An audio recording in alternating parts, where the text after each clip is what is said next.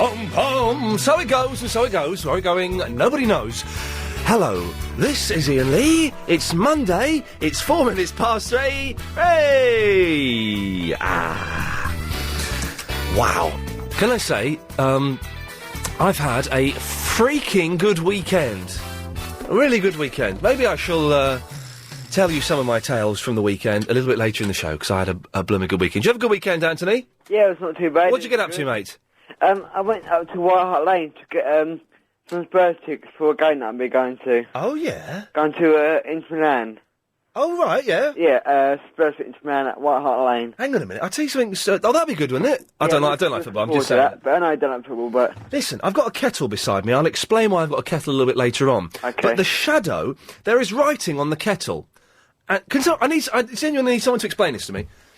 The shadow of the kettle, there is writing on the kettle. I can read the writing in the shadow. How is that possible? Oh, wait, 7090900973. That's right. And I'll explain why. Well, did you hear why I've got the kettle with me, Anthony? Yeah. House sitting for a mate who's gone away for a week. Yeah. And should Iain do me a favour? Could you go round, feed the tortoises with some lettuce, which he said he'd leave in the fridge. He didn't. I had to go and buy some. Oh, get the money back for that. Well, I will. Well, I will get the money back for that. And could you water the plants? Not a problem, mate. Love to. Great pleasure. There's an alarm system which I'm a little bit nervous about, but I think I've worked it out. How did it go first time? Very badly. Ah. I went round there today. Within 30 seconds.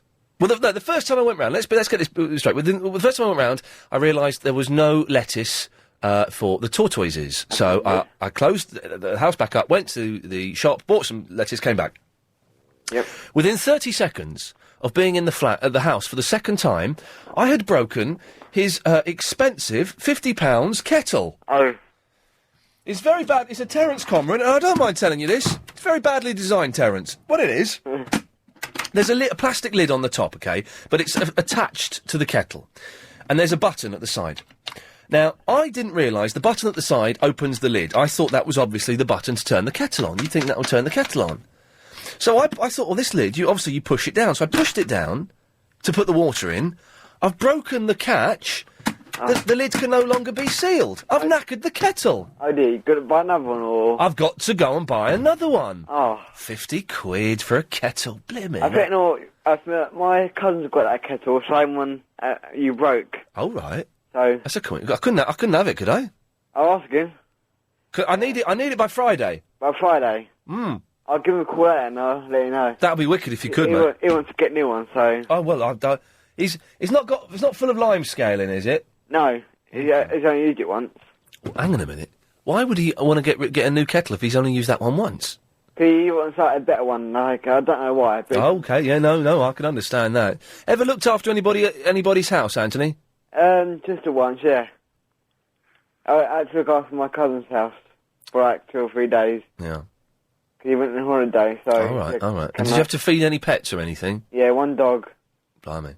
I said to my friend, listen, if the tortoise dies, what do you want me to do? Do you want me to tell you and be honest about it and break your little boy's heart?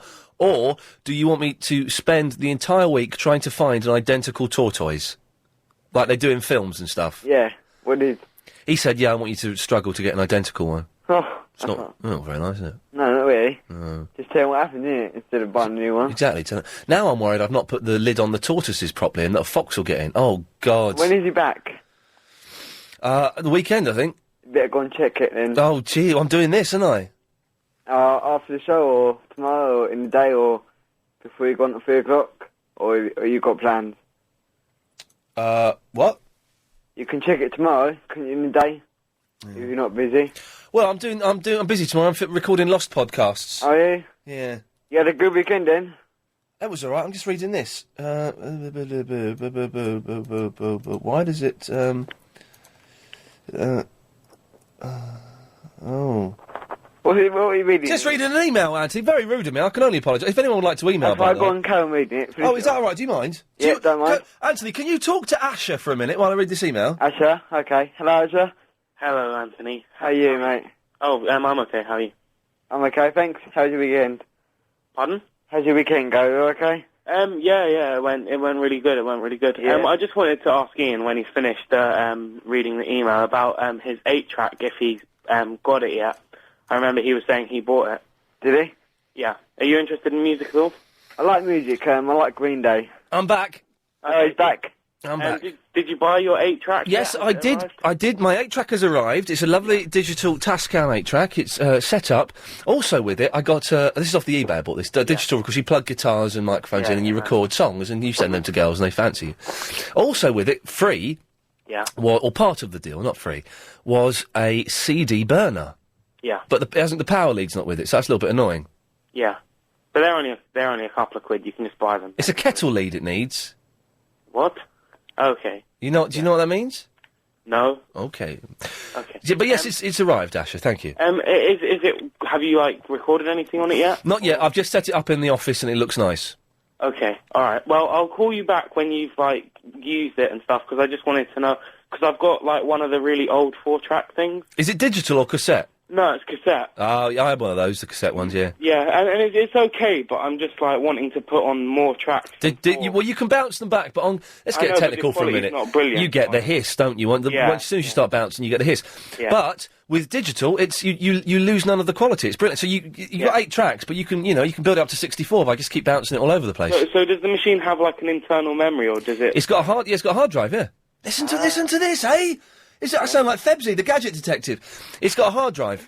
Yes, okay, that's good. Well, I'll call you back when you've used it more and... 200 quid it was. How much? 200. That's not that bad. That's not bad. They're about 350 new, I think. Yeah, but it's better than buying a whole new studio, isn't it? Oh, isn't it just, eh? Exactly. Well, I shall keep you informed. All right, thanks a lot. Bless you. Take care. Yeah. Bye. He was nice, wasn't he, Anthony? Yeah, he's very friendly. Very, very nice lad. Shall we see what Jill's like? Yeah, and so is you. Jill? You there? Hello. Hello, Jill. What are you like? I'm okay. Good. Just saying that last fella, Asher, was really nice and polite. I don't know, I wasn't really listening. Oh, well, that's a bit rude. I was talking to Agent Chris. Oh, all right. Well, he's... Okay, you're talking to me now. So that's, Right, hi, Ian. Hello, Jill. Right. So Anthony's here as well. Okay, hi, Anthony. Hi, Jill. Hiya. Right, I've got some information for you about your cat. My cat? Yeah. Well, what? Hang on, what do you mean information? Have you Well, kidnapped it? you have got a cat, haven't you, Ian? Yeah. Right. Are you a psychic? No, I don't need to be a psychic. Okay. I remember you said you had a cat, or you're getting a cat, yeah? I've had a cat for about 5 years now. How many you got in? All right. Anyway. Sorry, Anthony? Sorry, how many cats you got? I've just got the one. Okay, sorry, Okay. carry on, Jill. But I've got 4 cats. Okay. Oh, any more than 2 and do you live on your own? No. Okay. Who do you live with? My partner, What's her name? his name. Oh, sorry. I just thought when you said partner, I thought you were lesbionic. Okay. No, not this bionic. No. Okay. So, you've got you're living with a... Well, that's not quite so weird. Listen, Ian. All right, Jill. Right, concentrate, yeah? Right, what type of food do you feed your cat? Dry biscuits. Dry? Yeah, biscuits. The dry food? The biscuits, yeah. The little bits, tiny bits, The yeah? dry biscuits, yeah. Right, you mustn't do it anymore, Ian. What? What? They must not have dry food, cats. Anthony, are you hearing this? Yeah, strange. Carry on, Very though. strange. Carry as Anthony says, carry on. Right, now seriously, Ian, do you really feed them the dry cat food? Her, yes. Right. That's all she eats. Right, okay, She right. doesn't like the wet food. Yeah, okay, right. Well, I've got 4 cats, and they've all had for years, they've had dry food, yeah? Right. Which is convenient, fine. It's convenient, yes. Yeah? Yeah. But our little cat lately, Yeah. Snoopy, was taken very, very ill I'm sorry to hear that. a month ago, nearly died overnight. And do you know why, Ian? Because the dry food causes crystals to form in the bladder. Oh. Oh, blimey.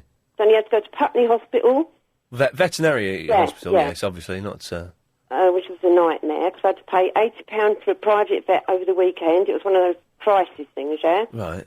So anyway, he said, do not ever, ever give your cats dry food. It causes this... Well, how strange, because last time I was at the vet's and I had to have my cat's anal glands emptied. Yeah, I know, yeah. And do you know how they do that, Anthony? No, not Put sure. a finger up the cat's bum and squeeze. Absolutely true, and this horrible stuff comes out. And they told me said you've got to buy this really expensive dry cat food.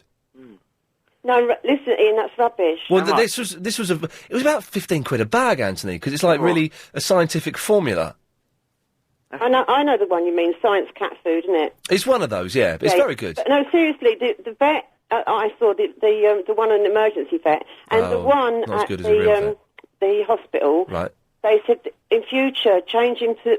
He must have wet food and change all your other cats because we're getting this problem all the time with dry food. And he would have died overnight had I not taken him. Well, Jill, by a strange coincidence, I'm actually going to the vet's on Thursday to get her booster jabs. Okay, yeah. So I will ask the vet, Yeah. and we'll find out whether your vet was telling the truth or just showing off. No, I don't think it was showing off because I got it from 2 vets, didn't I? I got it from the private one. One of them was an emergency vet, so I don't think they're quite as qualified. We'll find out first anyway. I'll find out, Anthony. So I'll let everyone know because I can't believe that, Jill. Well, honest to God. I don't believe that that's the case. You want your cat to be okay, don't you? Of course I do. Don't threaten her. Right, okay. But I don't believe that. Right, what's her name? Velvet. Velvet, nice. Yes. Jill, yeah.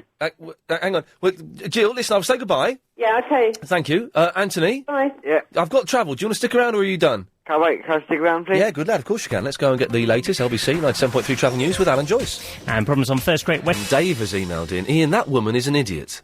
My dad has been a vet for over... This is the woman who claimed that you shouldn't feed your cat dry food, Anthony, because it will kill it. Yeah. My dad has been a vet for over 20 years, and we only feed our cat dry food. Kiss it, Jill, says Dave. There we go. I can't believe that that's the case. Well, Ian, I've just phoned... Sorry for interrupting there. Don't worry, mate. I'd finish the sentence. I've just phoned my... hey, do you know, Anthony, sorry to interrupt you. In America, you know when they say period... Pardon? You know when Americans say period, yeah, it means full stop. Does it? Yeah, so if I say, that's the end of that period, it's like I'm emphasising the end of the sentence. That's nice to know. Yeah, it's useful. It's useful. So if an American says period to you, don't think he's, trying to embarrass you. He's actually saying, and that's, I rest my case. Period. I remember that. Yeah. Okay, anyway, so you've just phoned up someone. Yeah, I phoned my auntie up. She's got 2 cats. You phoned her up very quickly. I know. Because I had to do it quickly, because then I wasn't here. Yeah. Anyway, she's got 2 cats. Yes. And she's been feeding, dry food and biscuits. And for about 5 weeks, and they've not got ill. For 5 weeks? Yeah. Well, Velvet's had dry biscuits for, let me think, about 8 years, her entire life, and she's fine. She's fat, but she's fine. So I don't know what Jill's on about, but... Well, maybe some vets... Not vets, because they're... Well, no, let's get a nice young South African vet to call in, because they're all South African for some reason. I don't quite know why. 08709090973. Terry's in the Holland Park. Hello. Hello. As long as your cat's got fresh water, that's not a problem. So the problem could be that Jill wasn't giving her cat fresh water. That's it, probably. Yeah, as long as the cat's got lots of fresh water, they can have dried biscuits till the cows come home. Excellent. There you go. Are you a cat expert, Terry? We have a number of cats at home. Oh, 8.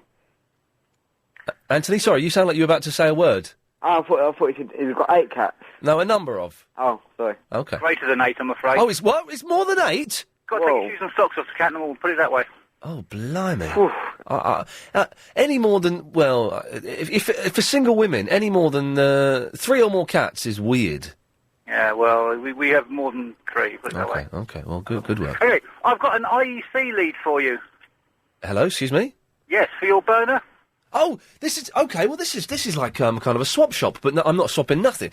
I bought an 8-track recorder off the internet, eBay, digital, a CD burner with it, and it needs one of those kettle leads. That's the one, yeah. They're called IEC leads in the trade. Oh, fantastic. Here, listen to this.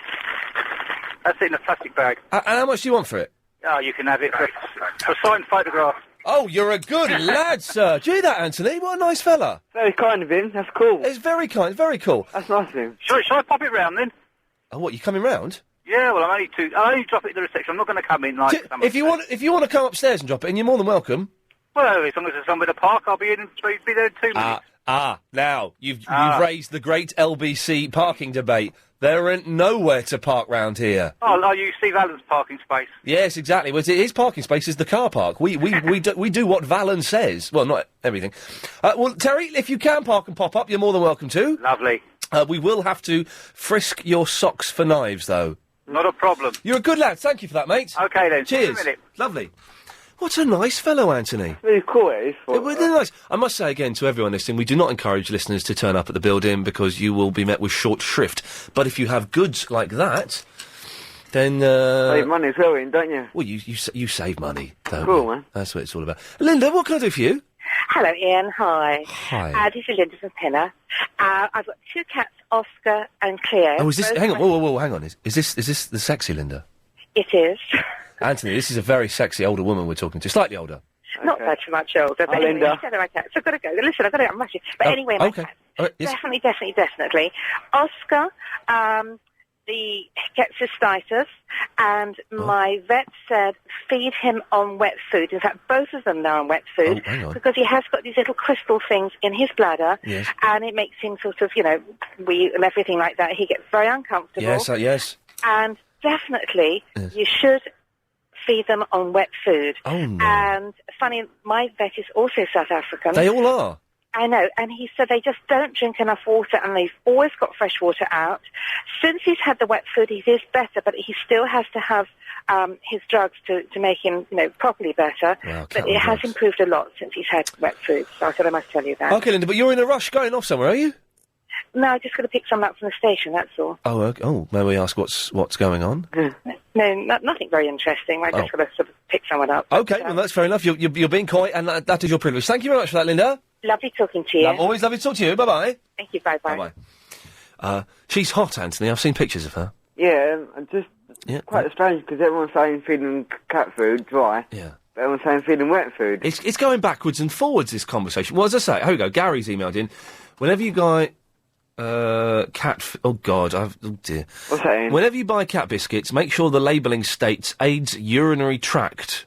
I don't even know what that means. And now B says, it's true that dry cat food is bad for cats. Oh, blimey. That's what you should do, Ian. You should get people to go in and vote, I think. Call in and vote? Yeah. I don't know if that gives us, hang on.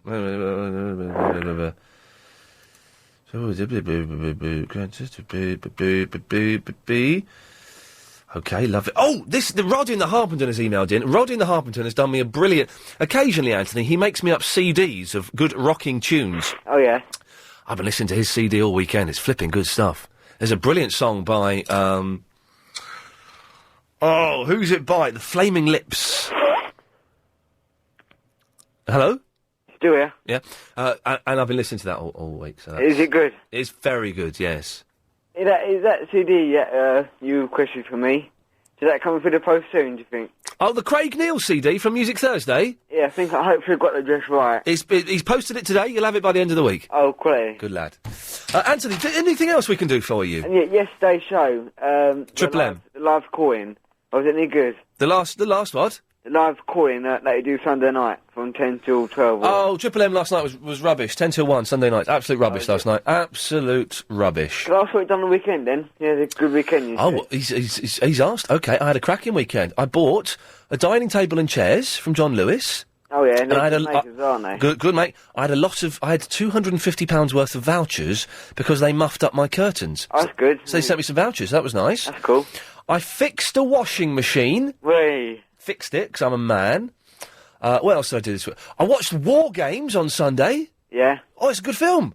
Is it? It stands the test of time, although it does fall on the fact that it relies on the weak premise that you can't win at noughts and crosses. Yeah. But you can win at noughts and crosses. Yeah, if you're good enough. Yeah, if you're good enough, you can win. How much did the curtains cost you? Oh, a couple of £1,000. So, a lot of money. Yeah. Yes. So, War Games was good. Played a lot of chess. Yeah. Although, for a long time, I had the Queen in the wrong place. Oh, did you? Yeah. What were you playing? Well, I was playing chess. I'd forgotten how to... I haven't played chess for years. And I bought a chess set at the weekend, £6 in a charity shop. Chess set, one side. Draft... Huh? All the pieces there? All the pieces. They've never been used. Oh, that's cool. Chess on one side, drafts and backgammon on the other side. Cool. So playing chess, but I forgot how to set the board up. So I looked at the picture on the cover of the chess set, and it turns out it was wrong.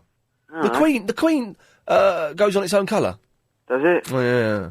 I don't understand chess that much. Oh, it's a good game. Is it? It's a good game, isn't it, Terry? Yeah, absolutely fantastic. Yeah. So, but I was playing with it with the chess pieces on the wrong square. Well, it makes it very difficult. Makes it almost impossible, but I still won, so that's the main thing. What can I do for you, Terry? Well, I was just ringing up. Very nice for the other Terry who rang a minute ago to say he's going to give you an IEC lead. Yep. But can't you take the one off that crappy Terence Conran kettle you've got there? No, good. Oh, the man's a genius, but no, because it goes on, sits on a base. It's one of those base ones. Oh, right. Kettle leads don't tend to be kettle-shaped anymore, do they? unfortunately not. Can you believe that, Terry? Within 30 seconds of going into my friend's house to look after it, I broke the kettle. Well, what were you doing, making a cup of tea that soon in already? Well, no, good question. I was filling it up with water so I could water the plants with it. Okay. I've got another question for you. Please ask me. How did your mum get on with the news to find out that you were an inch and a half shorter? Oh, do you know what? I've not told her. I tell you what, Terry, stay tuned. I'll give her a call after the news and tell her. Okay. That should be worth listening, shouldn't it? How's your mum in? Well, we'll find out after the news, shall we, Anthony? Yeah, cool. Terry, listen, I'll say goodbye to you. Thank you for that. Anthony, I shall say goodbye to you now, sir. Okay, can I speak to your mum or not? Oh, do you want to? Please, I'll see how she is. Okay, well, in that case, I can't get rid of him. Is it a colouring? Oh, I cannot get rid of him. Do you want me to go, or? No, well, yes, but that would be rude. So you stay there and you can speak to my mum. That'll scare her. Thank you, Ian. You're more than welcome. John? Hello? Sorry, I've been waffling on so long, I've only got 10 seconds. Do you want to wait till after the news as well? Yes, I think so. Thank you, sir. 0870 9090 973. Stay tuned, because after the news is coming up. I'll do it after these, yeah.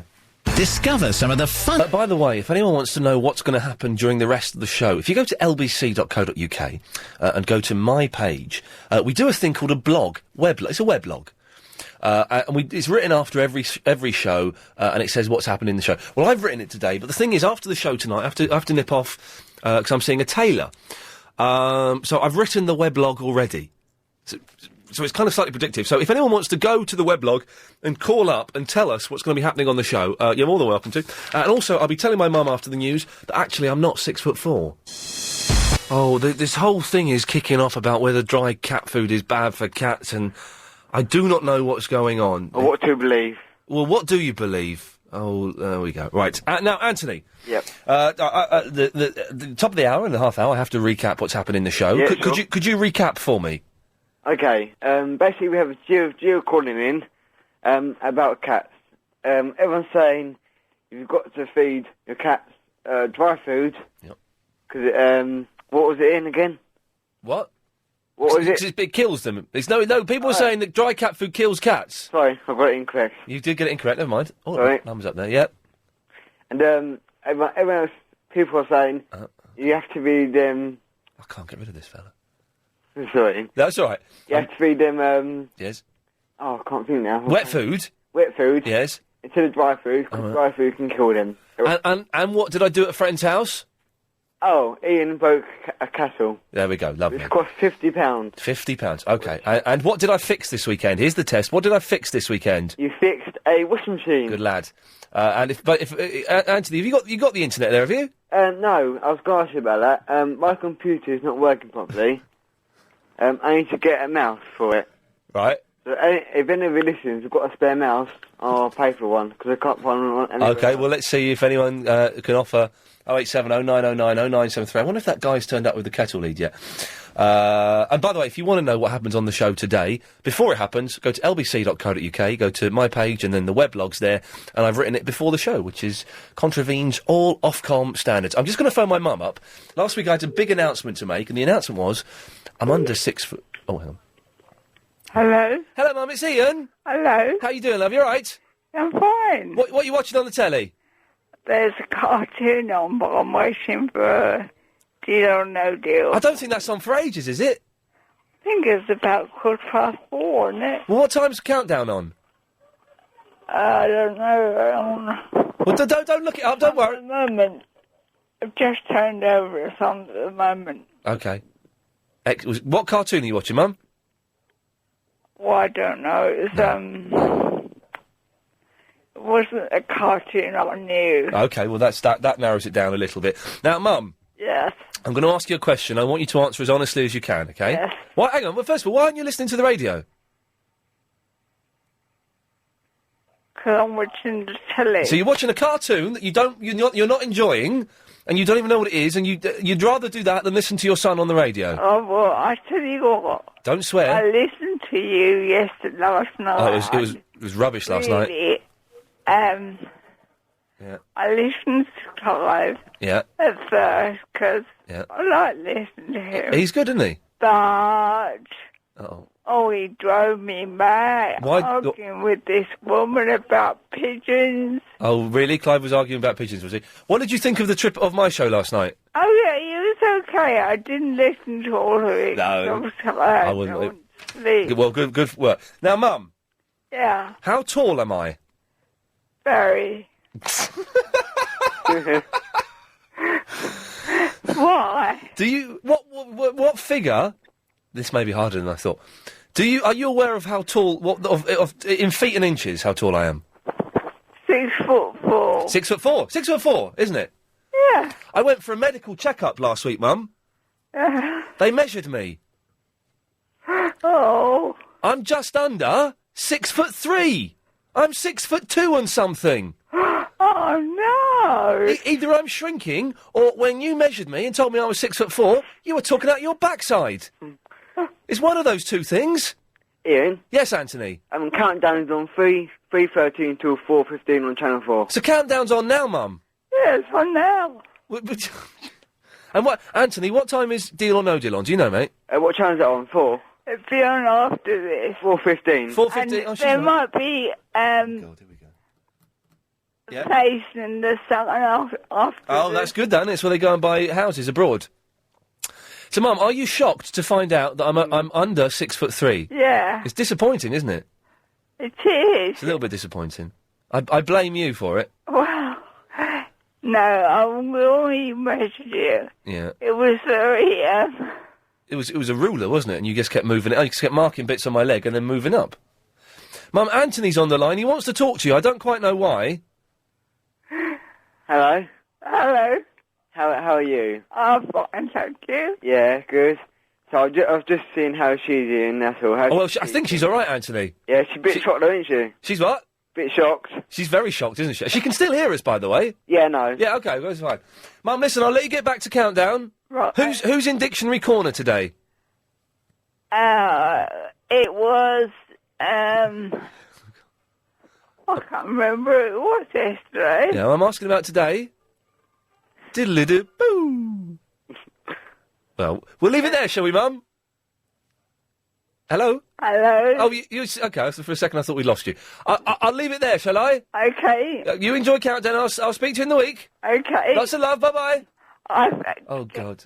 I've cancelled Sunday. Okay, well done. You're coming round to mine for a roast dinner, aren't you? Yeah. Okay, good. We're on the radio, by the way, so people are now learning about your private life. Oh, right. So they know your house. If any burglars are listening, my mum's out Sunday. She's got TV, DVD, and that's about it. I'll see you later, Mum. All right, see you, darling. Bye-bye, there we go. Anthony? Yeah. I shall say goodbye to you now. Yeah, I might call up tomorrow because I'm a bit busy tomorrow. Okay, well, you have a good day tomorrow. Well, that was the slowest bit of radio I've ever been involved in. That'll serve them right for having speakers downstairs in the office. Turn this rubbish off! I can't retune it. John, sorry, John, we've kept you waiting for a long time. Chris is nipping off to get Terry, who's brought a kettle lead in for me, so that's good news. John, you're on the radio. Good morning, Your Majesty. Hello there! Merry Christmas to one and to all. Yes, now, I think there's a few obvious things here. Yes. Firstly, it's obviously your friend's fault for having such a stupid kettle. Yes. Because it's obviously badly designed in the first place. Yes. And instead of whinging and demanding that you should buy a replacement, your friend should think himself lucky Yes. that you didn't break the tortoise instead. Because if your friend is such a fool, he's probably got a badly designed tortoise as well. I'm really worried that the tortoise cage that they're in, that I've not locked it properly. Cage? They shouldn't be caged. They should be running free in the garden and frolicking. Well, if they're frolicking, then they'll be eaten. Oh, what, by the foxes and things? Foxes and birds. Yes. And also, I had my old kettle died a few months ago, so I went out and bought a new kettle. Yeah. And I found a kettle that cost less than £10. So why is your foolish friend having such an expensive kettle that costs £50 instead of a cheap, proper kettle like normal people? Well, imagine whacking someone around the back of the head with that. That would kill him. Because, well, I don't know, but a kettle for a tenner, that can't be very good, can it? Well, it's a small one, because I'm living on my own, so I only need one mug of tea at a time. A travel kettle, is it? I think officially it is a travel Do you remember? kettle, I remember this. I remember going to Spain with my family when I was very young. I was about 10 years old, let's say. And they used... I don't know if they sell these things now, but they used to sell... It was like a metal prong, and you would plug it in, and then you would put the metal end into a cup of water, and it would heat the water up. That's the idea with a kettle, yes. But that's a kettle, though. But this prong, you'd just put in a cup. Oh. So you cut out the middleman. The middleman's gone. Whoa. Yeah. Such high-tech things they had in Spain. Hey, hang on a minute. Hey, it's Terry, wasn't it? It was. Hello, mate. How's it going? You all right? Thank you for coming in. Hi, thank you. Sit down. We've got John on the phone, but I shouldn't worry about that. Put some headphones on if you want. Yeah. Chris, have you checked him to make sure he's not carrying a knife? Oh, He's fished me. check it now. Okay, no, it's fine. He's here now. We won't do it on the radio. Just after the last incident with Verinda, it all could... Hello, mate. How you doing? Fine, thank you very much. Now, you've come in because you've got... You've got a lead for me. Is this going to be the... Oh, completely that's spot on. fused. Now, you want... Chris, have we got any pictures that I can sign for Terry? I believe that was the only payment he wanted. Can you do that now? Don't worry about Archie. He can sort himself out. Oh, gosh, I'm sorry about that. Thanks very much. Why aren't you at work? I am. Oh, what are you doing? Lunch break. No. Really? It's over at Holland Park, so just minutes down the road. That's very kind of you. We'll get a picture. You don't really want a signed picture, do you? Not really. Oh, he doesn't want one, Chris. He's just winding us up. The children might, though. Oh no, it would terrify them. I went to Germany in 1983. Sorry? In 1983, which is when you said you went to Spain. Yes. I went on holiday to Germany then. Talking to Terry, John, now? Yeah, I know. Yeah.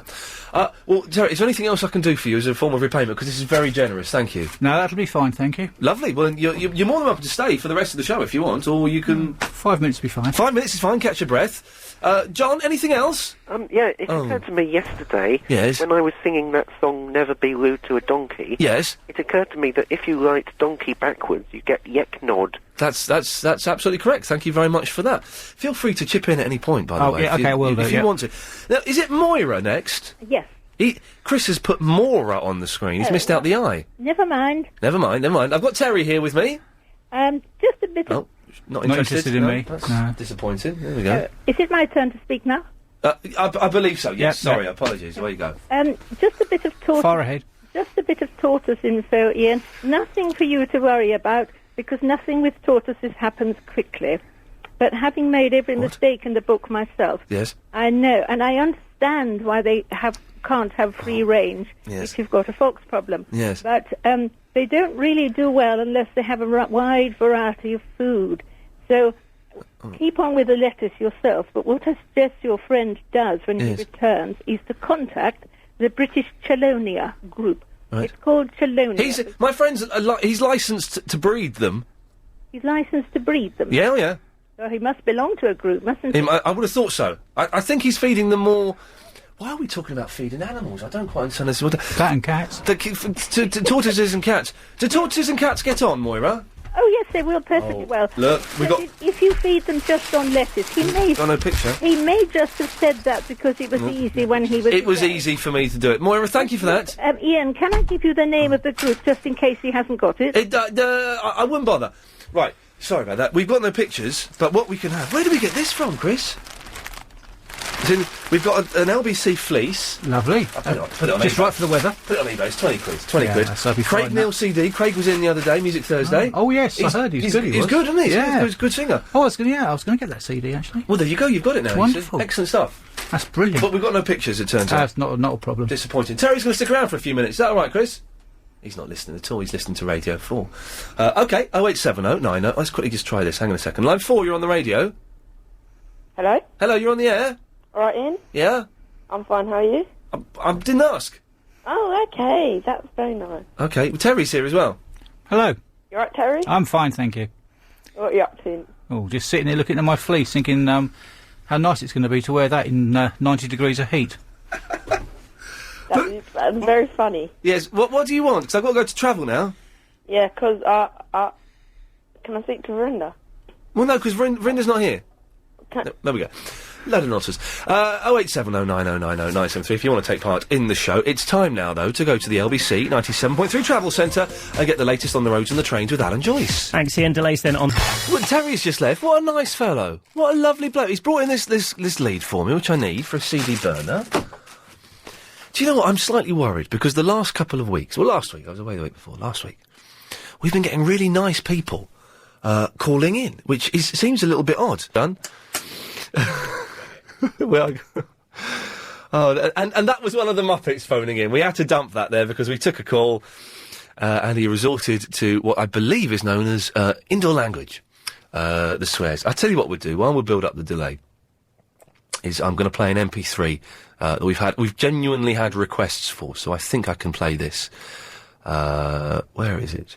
Oh, this is Paulie in the Morden. We're playing this just because I've had to dump someone for doing a swear, and Chris has gone, so I haven't got any calls lined up that I can trust. Oh, no, hang on a minute, we can do this. Line 7, you're on the wireless. Oh, good afternoon, Ian. Hello, good to have you on board, Philip. Sorry, we had to dump someone there who's doing a swear. I was looking at the website and was very interested in this business of LBC are hoping to get going in Manchester. Is that the case? Yes. And I think I've got all the presenters they would need. So for Manchester, LBC, away you go. Yeah. What they should do, get the cars from Coronation Street. Oh. And I've got it all worked out, the whole day's schedule. Go on, let's have it. Fred Elliott does the breakfast show. I say Fred Elliott, I say Ashley. And for James O'Brien, Ken Barlow in the morning. Oh, yeah, because they're both a bit dull. Yes. And then for Anna Rayburn, we could have Blanche Hunt and Deirdre. Yeah. Answer all your problems. That would be good. Who would? Okay, well, who's going to be me? Don't you dare say Roy Cropper. I've decided, I think I've got a stroke of genius to do the drive time show. Go on. Les Battersby. He apparently collapsed filming Coronation. We had to dump someone, Chris. He collapsed the other week. Yeah, he's a very, very good actor. I've seen one or two of the small minor films. No, hang on a minute. Let's be honest. Bruce Jones is rubbish. Oh no, he's done one or two, minor films that I thought were pretty good. I can't think of the titles off my head, but okay. you know. Yeah, okay. Well, that's anyway. Why are LBC? I know that Manchester. I think they could pop over, couldn't they? Just round the corner. But Manchester is the big thing. I think there's a government subsidy where if you set up a company in Manchester, because I know lots of TV companies are setting up there, and XFM is setting up there, and they asked me to do the breakfast show, but I didn't want to move. But why are LBC going up there? Well, I suppose they think that what they say on the website is that there's a lot of people who listen. Where is it? What, on our website? Yes. Where? I'm going. I think it's on the website, and they've asked people to email in who live in Manchester or whereabouts on the website. Oh dear, it was on the main part, but it's been moved to another part now. Yeah. On LBC.co. Oh, here we go. Real life, real Manchester? Question mark. It says. Let's have a little look. See what it says here. Hang on a second. If you live in Greater Manchester, there's hot news from LBC. Well, I'm not being funny. Is anyone in Manchester going to be going to the LBC website? I would be very surprised. Chrysalis, the company which owns LBC, is hoping to establish a new radio station tailored especially to Manchester. Although most current LBC listeners live in Greater London, we're attracting a growing number of listeners elsewhere across the country thanks to Sky and podcasting. Oh, that sounds quite interesting, isn't it? It was very, very interesting. It'll be interesting to see, hope they get it, hope they get the licence. Yeah, well, so I hope so too. It'll be good. And for the evening, for the Clyde Ball spot... Yes. Danny Barlow. Not Danny Baldwin. Yeah, there we go, I was confused there Danny slightly. Baldwin, yes. That'd be good. What he's doing, Chris, is Philip is coming up with members of Coronation Street that would make good presenters in LBC in Manchester. Okay. And finally, Through the Night with Roy and Hayley Cropper. Oh, no, that would be... I'm a big fan of Roy Cropper. He's a brilliant actor. Yes. I mean, they could do the show live from the cafe. I'm about 2 weeks behind on my Coronation Street, so I'm trying to cram them in at the moment. Even though I know Shelley is about to sleep with that Charlie, I'm still watching it. I wish that they would cut back on episodes, not because Coronation Street is bad, but I think that ITV are trying to... They're overdoing their soap. It's too many. I was surprised to find out that Emmerdale Farm is on 6 nights a week. Yeah. It's ridiculous. It's crazy. I mean, do you remember when EastEnders and Corrie were on twice a week? Yeah, that's right. I mean, you look forward to it. It was a special event. Yeah, it's too much. But I had a good day yesterday and went to see the UK baseball for a change. Oh, hello, yeah, because I don't know if you've heard, Philip, but there's a guy called Pitcher Phil who calls in. I have heard him. He's quite good, and he tells us what's happening in the world of baseball in America. But I've heard him, yes. You've seen British baseball, have you? Well, yeah, I went to Roundshaw yesterday and watched part of a game. It was very, very warm. The Croydon Pirates. Oh, yeah. Were playing the Oxford Kings, and funny enough, while I was watching it, I texted in, and Steve Allen, he turned out he's a bit of a baseball fan. He probably, yeah, I've heard he yes. He said he played rounders when he was a kid. He played a what? He played rounders. I think I think that means something different, but who knows? And he said that, and I suggested that maybe he would like to get up an LBC team. He'd like to get up what? He would like to get an LBC team. He'd like to get an LBC team together? Play baseball. Yes. Maybe he would. Yeah, so, I wouldn't play under him, though. Oh, is this picture film going to be on tonight, do you know? Oh, I do hope so. Fingers crossed. Yes, I'm sure. I'll listen out for him. Very, very quickly. Yes, Philip, you can help with this because you know your stuff. I was watching War Games at the weekend. Oh yes, good film. It's a good film and it really stands the test of time. Yes. I was watching it. Started off with my tongue in my cheek, thinking, "Oh, this will be a nice bit of 80s nostalgia," but it's brilliant. It is. Apart from the flawed premise that you can't win at noughts and crosses, which you can win at. Of course you can. But the whole premise is you can't, and therefore that's what stops a nuclear war. But I spotted someone in there I've not seen in films for years. Who was that? It's a guy in War Games. I don't know his name. You're not thinking of Dabney Coleman, are you? Who's Dabney Coleman? Well, Dabney Coleman, I believe, plays the general. No. He got a tiny part in it, and he cropped up in a lot of films in the 80s. Yes. And in War Games, he was called Melvin, but in a lot of other films, he's called Eugene. I've got my encyclopedia in front of me, Ian. Blimey. I certainly can. He played a book. He played a geeky character who kind of talks like that, and he wears glasses, and he's really skinny. Yeah. And he's called Melvin. Yeah, War Games. War Games. War Games. Got it. He's got the book. Matthew Broderick, Dabney Coleman, John Wood, Ali Sheedy, Barry Corbin. Maury Chaikin. Judy, you don't know who played Melvin in War Games, do you? Me? Yes, Judy. No, I don't. Yeah, Maury Chaikin's in it, the guy who plays Nero Wolfe on the TV. If anyone knows, I'm trying to draw up a list of the world's greatest geeks, and so far I've got Melvin from War Games, Philip, and Screech from Saved by the Bell. You were talking about WizKids yesterday. Yes. Or was it the last week? He's going to ignore that, hasn't he? He's gone straight past that. Yeah, on Friday we were. Sorry, Judy, I'll only be another 50 minutes. The thing about WizKids that always made me laugh, they had a dog in it. Oh, yeah. And do you know what the dog was called? Chopper. Rabies. Oh, really? Yeah, honestly. Unbelievable. Yeah, at the time. Anyway, sorry, going back to War Games. Yes. Well, Philip, listen, I've got to take a break. Yes. Thank you very much for your contribution, as always. We will speak to Judy, and if you want to contribute to the list of world's greatest geeks, starting with Melvin from War Games, who's, I can't remember his real name, and Screech, 0870 90 90 973. Studies I can only apologise, at last we get to speak. Sorry about that. I just wanted to say to you that your cat's 5, isn't she? No, she's about 8, I think. About 8. Yeah. Really, they should have mixed diet. They should have, fish, meat, and because in the wild they would have eaten fish and, birds and mice and things. Yes. And it's not a good idea to feed her solely on dried food. But my vet said it was all right. I know, but I tell you what, Ian, a lot of vets get a huge markup from selling these science diets. No, I shouldn't have said that, maybe. But no, that's right. And you're a vet, are you? My husband's a vet. Yeah. Oh, hang on a minute. So you're not a vet, though? I'm not a vet, no. But I'm married to one. Hang on, let's see. Let's see what line 7. What do you think about the cat food situation? Check it. Okay, well that's not helpful, is it? Okay, but well, well, I'm going to the vet on Thursday, right, Judy. So I shall ask. But she does. First of all, she's never had the wet food, and the few times we tried to give it to her, she doesn't like it. But does she drink?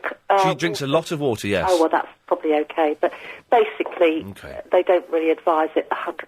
And I'm just saying that because I've been married to him for like 30 years. But let's get this scaremongering out of the way. Yes. Just by eating dry cat food, it's not going to kill her. No, it's not going to kill her, but they do get crystals. Okay. Well, so that might kill her. Yes. Well, it makes it very painful. Oh, so hang on a minute. So. I know because the crystals, because my mum's cat had this. Yeah. The crystals block the urinary tract. The urinary tract, therefore making it really painful to pee if they can pee at all. And then they get toxic, you see, inside. That's the problem. Yes. So, I mean, if she's 8, it's difficult to change her. But maybe have you tried some tuna or something like that? She likes a bit. A cat's allowed to eat ham. Yes. She likes ham every now and then. We had one who was 28 who used to eat chicken korma and chocolate cake. Oh. Hang on a minute. You're advising me on what my cat should eat, and you would feed a cat chocolate cake and curry? Well, at 28, it doesn't really matter, does it? The cat... He'd had a long innings, and that's what he liked. Hang on a minute. Chris, I think we've got a mad woman on the phone. The cat was 28 years old? Yes, he was. But cats live to about 16, don't they? Yes, they do normally. 28? I know, he was amazing. Suddenly I don't believe anything you've said. I think Well, he just died peacefully of a heart attack, and he was just like a really healthy cat. 28? 28, yeah. Bloody hell. Yeah, and that is the truth. Well, Judy, listen, thank you very much for that. All right, well, good luck with your little one. Thank you very much. Always good to speak. And I really enjoy your programme. That's very kind. Thank you. 28 years old for a cat? But she fed it curry and cake? I'm not convinced.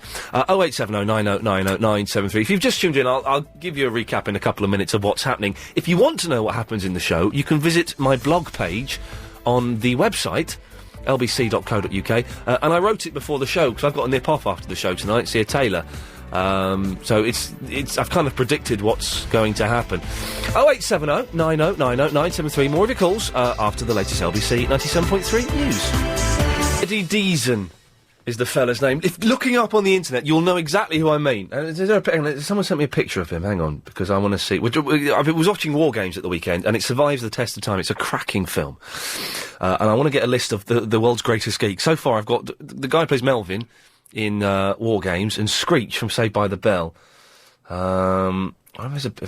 someone could send me a picture of him, that would be very, very helpful. Hang on, let's have a look on IMDb. Also, I've broken oh, there he is! Oh, he looks really old there. Do you recognise him, Chris? He's in Grease 2. He's in 1941. God, he looks really old there. Oh, Grease 2's rubbish. You wouldn't enjoy it. What else has he been in? Hang on a minute. Oh, blimey, look, I can't. He's in the... I don't know. Anyway. No, maybe he's in Grease 1, actually. Anyway. And also, what else are you talking about? Apparently, dry cat food kills your cats. I don't believe that. I'm going to the vets on Thursday. By coincidence, we'll find out. And I've broken my mate's kettle. Without sounding too much like James O'Brien. Have you ever looked after a friend's house and done something really bad there? I don't know. 0870 90 90 973. Archie is in the Gillingham. Hello, Archie. Hello, Don. How are you? I'm all right, mate. You all right?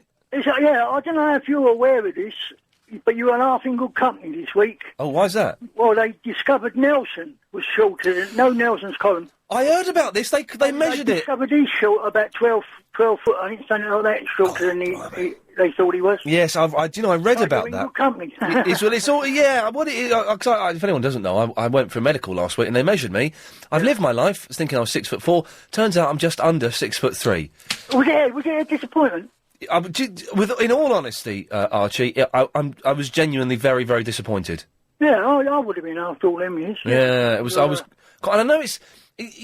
Physically I'm the same height. I'm not shrinking. It's just numbers. But it's a disappointment, man. No, when you say 6'4", it's a bit, commanding sort of a... Bit special. You know what I mean, yeah. Just under 6'3", it's, so what, big deal. Well, it's ordinary, but it sounds a bit ordinary, doesn't it? It does. But it isn't. So, I don't know. Look at me, I'm 5'8.5". No, you're not. No human being is 5'8.5". That's not possible. Oh, gosh. You're right, have a cough. There we go, good lad. No, son. Archie. Did I say I was 5'8.5"? 5'8.5". No. You've got balls up there. Yeah. Anyway. Archie, do you know anything about indicators on cars? Not a great deal. I haven't done them for about 6-7 years. Oh, in that case, then I shall. But what it is, the indicator on the front of my car, the driver's side front indicator has gone. So I bought some bulbs the other day, and I thought, this will be easy. This will be easy to change. I mentioned it last week on the show, and someone said it's easy. Peugeot 205, J-Reg. I cannot get I can't do it. I can't get the indicator off to change the bulb. I tell you what, when someone shows you that, it's not a hard job, I don't think. I think you're looking for hard work there, and I don't think there is. I think you're right. I think it's just a case of popping a switch and it'll come out. Yeah, but I was fiddling with Lady Alex, who claims to know about cars, was there last night. We were both fiddling around in the dark, and I couldn't get it off. Oh, never let a woman at your car, of course. Well, exactly. But so I'm having to do hand signals. It's not the war, for God's sakes. still remember them all? Well, I only need to do the right turn, which is fine, because the right turn is obviously the right arm straight out. Yeah. To turn left, that's move your arm in a anti-clockwise direction, isn't it? Yeah. What's round. slow down is up and down. Yeah. Straight on his window on your screen. You know, and flat on your screen. Is it? That's a. If you're going straight on, if you're going across. I'm making that movement, and that's a very unpleasant salute I'm doing there. Looks a bit like, the Third Reich. That's not right. No. Archie? Anyway, yes? Go on. You all right? Yeah, I'm okay. Good lad. OK, Archie, anything else, mate? No, not this minute. Thanks Do well. Yeah, it was disappointing last night. Well, the Triple M show... Well, first of all, you don't like Triple M anyway. Oh, no, I don't. I think you're wasting your talents. Yeah, well, it was a spectacular disaster last night. Egg on our face. You didn't have any backing at all. It was awful. Hey, although, on the Sunday, the 30th of July, we're going to do, the first time ever, a radio show, a phone-in radio show, without a presenter. Oh. It's either going to be brilliant, or it's going to be the worst thing in the world. Oh, I can answer you that in a muzzle, can it? Yeah, it's good. Well, exactly. 3 hours of no presenter. You could have started. It's got to be started, right? And you've got to start. You've got to get that on the move straight away. Yeah, exactly. We'll see how it goes. Archie, listen, it's good talking to you, lad. All right, God bless you. Take care. Have a good one. Thank you very much. Another nice fella. Vi. Hello, Ian. Hello. Hello, dear. We're doing well with the demographic, Chris. Has Chris said anything to you about the cat food? Chris? Yeah, has he told you about the cat food, what I said? No, he hasn't. He's put you through so you can tell me. Oh, I see. That's how it works. Listen, I shouldn't be speaking with you because I'm an oldie. You said not to phone in. Yes. Oldies. My tongue... My tongue was slightly in my cheek there, Vi. You're more than welcome. I know, dear. Now, the point is, what I want to say is I think it's quite safe to use the dry cat food because, look, I've been using it for, 40-odd years, and when they first introduced it, yes, there were problems. There were problems, definitely, because it was the magnesium that was in the biscuit. Right. And then the manufacturers removed it because lots of cats did have... Is that clear a cat in the background? Pardon? What's that noise in the background? I've no idea. Oh, it might be my fan. I'm sorry, it might be my fan. Oh, that's okay. No, I thought it was a fan. No, I won't okay. keep you. But no, that's the thing. And my cats have always. I had lots of cats, and over my years, and they've had dried cat food. Lovely. But they've had no. I can hear someone snort. Vi, I can hear snoring. But be quiet. Snoring? Just be quiet. Can you hear that? Can you have a listen? Oh yes, there is. Where's that coming from? I don't know. You playing about? I promise you, I'm not playing any I clips. know what you are. Excuse me. No, I promise you, I'm not. No. But listen, dear, it's the magnesium, and Yeah. I'm sure your velvet will be okay. Okay. Well, thank you very much, Vi. Okay, I expect your vet will bear you out on that. Thank you. Excellent work there. Good. She was very nice. Let's go to Supergrass. Supergrass. Hello? Oh, sorry. How rude. I'm very upset by your cutting, snoring remarks. Sorry, I was falling asleep there. This is very important news for cat lovers. Oh, no, sorry. Okay. Okay. I just got, I'm Supergrass at the moment. Yes, sir. Oh, by Supergrass, that means that you're going to monitor other broadcasts on this station and let me know when they diss me. I've got one. What have you got? Give it to me. Your friend. Well, that narrows it down to... Your friend that they broadcast. That narrows it down to none of them. You must have... No, your enemy then. Valen. Who? O'Brien. Yes. What's he been up to? He's called you Peter Crouch. Oh, but... well done. For a month after the Peter Crouch phenomenon, and everyone else has done it, James O'Brien jumps on the fastly departing bandwagon. Well done. If you don't nothing like him. I don't... Exactly. Crouch is... Bob, Clive Ball's producer, looks more like Crouch than I do. Really? Yeah, he does look like And him. also... Yes. He had the boringest subject in the world today on his show. What did he do? How to cook an egg in the sun. I mean, I nearly fell asleep listening to it. But you mind sleeping... Hang on a second. Line 7, will you listen to James O'Brien today? What did he say? I'm not sure if I believe that. Supergrass, your work is good and you will be rewarded. That is excellent for me. You will be rewarded in heaven. Garlic bread and pass it on. Yeah, he's tried to come up with the catchphrase. I've got to say, it does sound a little bit forced. And so it goes. Let's go to Tony. Hello, Ian. Hello, Ian. All right, Ian, how you doing? All right, I'm fine. Listen, the reason I'm calling you, okay, number one, I don't know if you and the lady, whatever, Ellen, was attacking this job from the outside of the car inwards, or whether you went under the bonnet and looked for the bulb holder inside the car.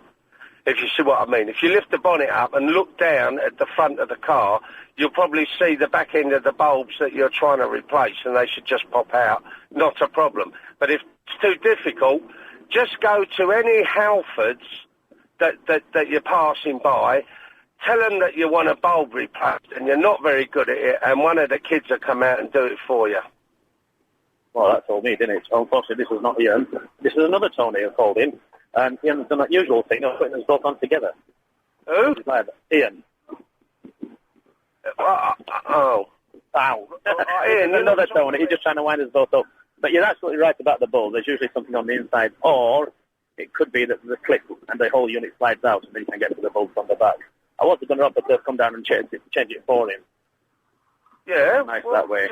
Just get the guy from Halfords to do it. It's not a problem. It's not a problem. Yeah, you're right. He should. He should also learn about his car, so when he drives it and he breaks down next time, he might have a fighting chance of being able to fix it. But, that's the end of it. But also, it's a nick. If he's driving around with one bulb missing, right, the blinker system, the relay that operates the indicators will be beating twice as fast. That's 3 points on your licence for a start. And secondly, if he has an accident and they find out that the bulb's gone and he's been driving it and not replaced it, that's another 3 points. So the way he's going on, he's looking at not having to worry about his car because he won't have a licence left to drive it. That's possible. And I'll tell you what, if it gets any worse, he can get a job with my company as a chauffeur. In that case, we'll get a job with us as a lorry driver as well, because we're all... No, I didn't say we're all as bad. They're all as bad, all the flipping car drivers. Yeah, lorry driver? Yeah. Is that what you are? Oh, yes, I am. Well, yeah, listen, whilst I don't condone anything illegal, have you seen Pirates of the Caribbean yet? Not number 2, no. No, well, I just picked it up, man. I think it's good, but obviously I don't condone it. It's only a test.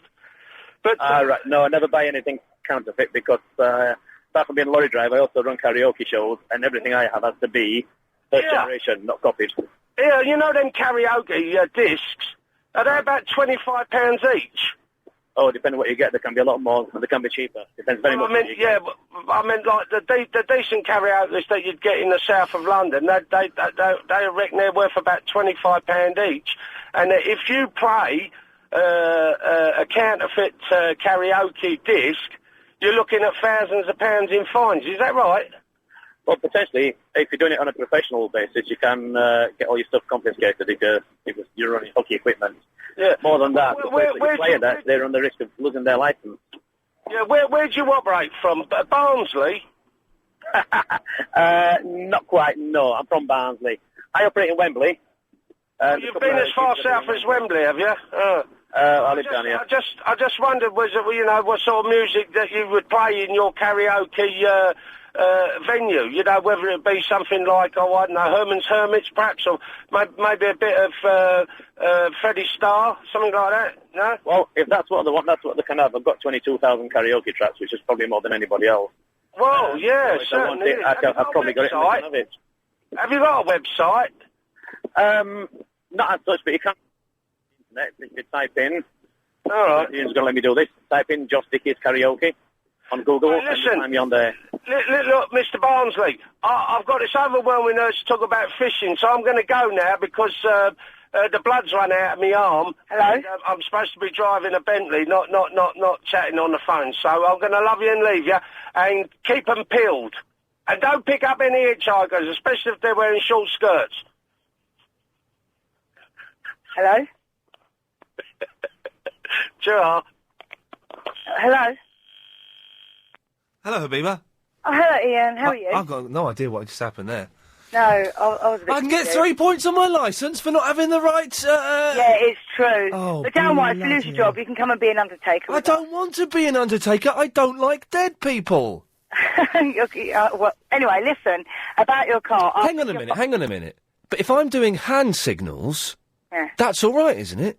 Well, you know what? I'm sure the police will pull you over for not being in due care and attention of driving your car. But you can get done for blowing your nose with one hand while steering. You can get done for sitting there waving All your right. arms about. Here He we might go. think you're dancing. Here we go, though. The hand signals, surely, are a legitimate form. They're in the highway code. So if I'm doing a hand signal, then it's irrelevant whether my indicator's gone or not, isn't it? You're asking the wrong person, but you better get your indicator fixed anyway. Habiba. Hello? Hi, Habiba. How are you? I'm fine. Who's this? Booper. Oh, hi, Booper. How are you? I'm all right. How are you? Oh, I'm not too bad. Just come back from work. I'm supposed to be meeting Verinda outside Valentine's Park for a punch-up. I came back early from work to be there for that punch-up, just to see if he's going to bottle it. I know he will. Oh, no. Were you on the radio yesterday? I missed it. Yeah, I was, but it was a bit pancho yesterday. Ian will tell you that. Yeah, it was a I just want to tell Ian, I'll tell you now, I've got a little KA and I've got little ladies' hands and it's very hard to change my light bulbs. Halfords will not help you, Quick Fit will. Halfords want about a tenner to do it or something stupid, but Quick Fit will help you. How much? Whoever's got their radio and turn it off. How much will Quick Fit charge me? No, because one of my light bulbs are gone and I just refuse to do it now. It's just too much hard work. It's too small. For these small cars, they're not made to get your hands down and do things like changing light bulbs. Good girl. I used to have a 205 as well and I had problems with that.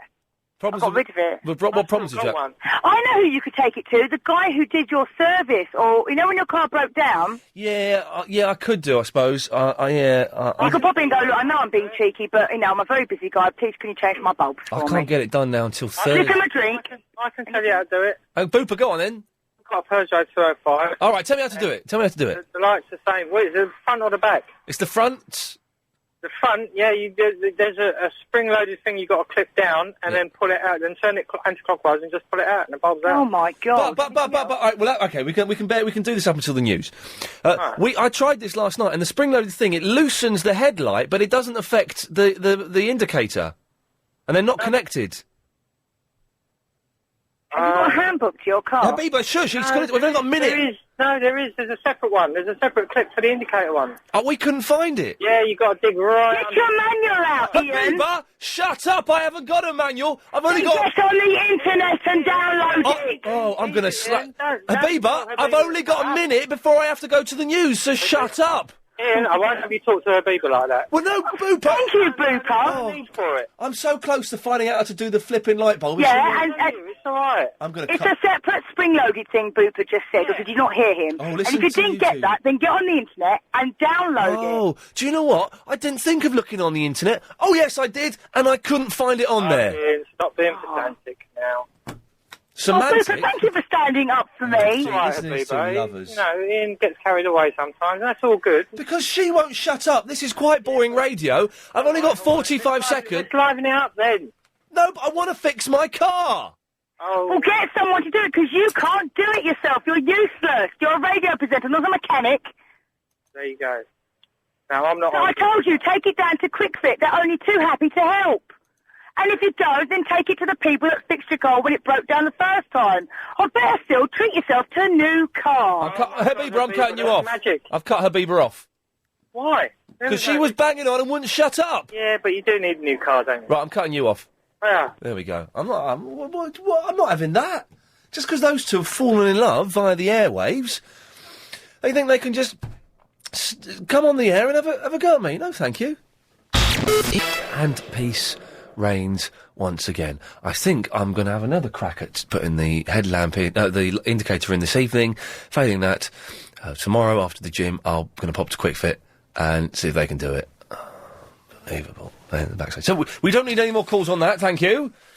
Oh, what the hell? Let's try this. We could all end in tears. Line 3, what do you want? Oh, they bottled it. Well, there we go. Half term. It may be half term for some people, so here's the news. Chris, how many correspondents have we got on the line for the 5:38 Daily Correspondent Update? That manoeuvre, I believe, that he's just made means 0. If you're a correspondent, you better give us a call now, 0870 90 90 973. If you're not a correspondent, you're more than welcome to give us a call. We're talking geeks, we're talking broken kettles, we've done indicators, I think. Scott? Hello, Ian. Hello, sir. Can you help me? Yeah, of course. I want to go shooting this weekend. Sweet Christ, what? Yeah, not people. Oh, good. I'm from Islington, but not shooting people. No. I want to go rough shooting. I want to shoot pesky rabbits and pigeons, and I can't find anywhere to go shooting this weekend. Well, hang on. Let's Jonathan, any ideas? Oh.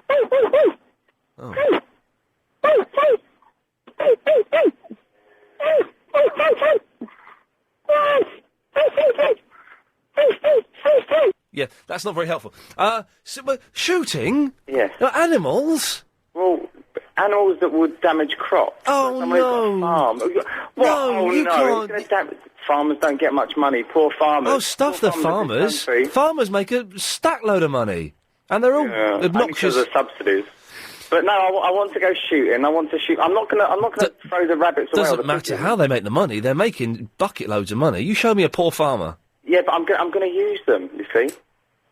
What? Use what? Farmers? No, I'm actually going to use the rabbits and the pigeons that I shoot. I'm going to eat them. But why? I don't understand why you'd want to shoot an animal though. Well, they're rabbits and they're pigeons and they damage crops. Well, no, but you forget the damaging crops thing. You're not doing it because they're damaged. You're not doing it out of a righteousness to protect crops, are you? No, well, partly. Right. No, let's discount that. You're not doing it because you want to protect because you love crops. You're doing it because you want to experience the thrill of the cold-blooded shooting of a tiny, tiny little creature. Yeah. Why don't you go paintballing or Quasar or something? Because that's boring, and I'm sick and tired of being accosted in the street by people saying, "Do you want to go paintballing?"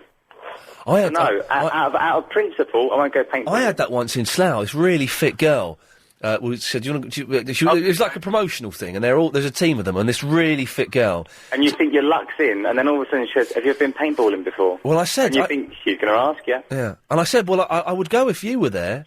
And she said, "I don't go." I said, "I'm not interested then, you can get nonsense, to be honest." Hey, get this! Driving home last night, Scott, giving Chris a lift home from Triple M.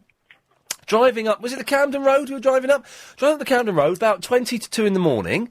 A fella, in the middle of the road, absolutely naked. Wasn't outside a hairdresser's, was it? It was near a hairdresser's, yeah. He wasn't a dark-skinned chap with a wig on? I don't know if he had a wig on. Well, no, I don't think he had a wig on. Why?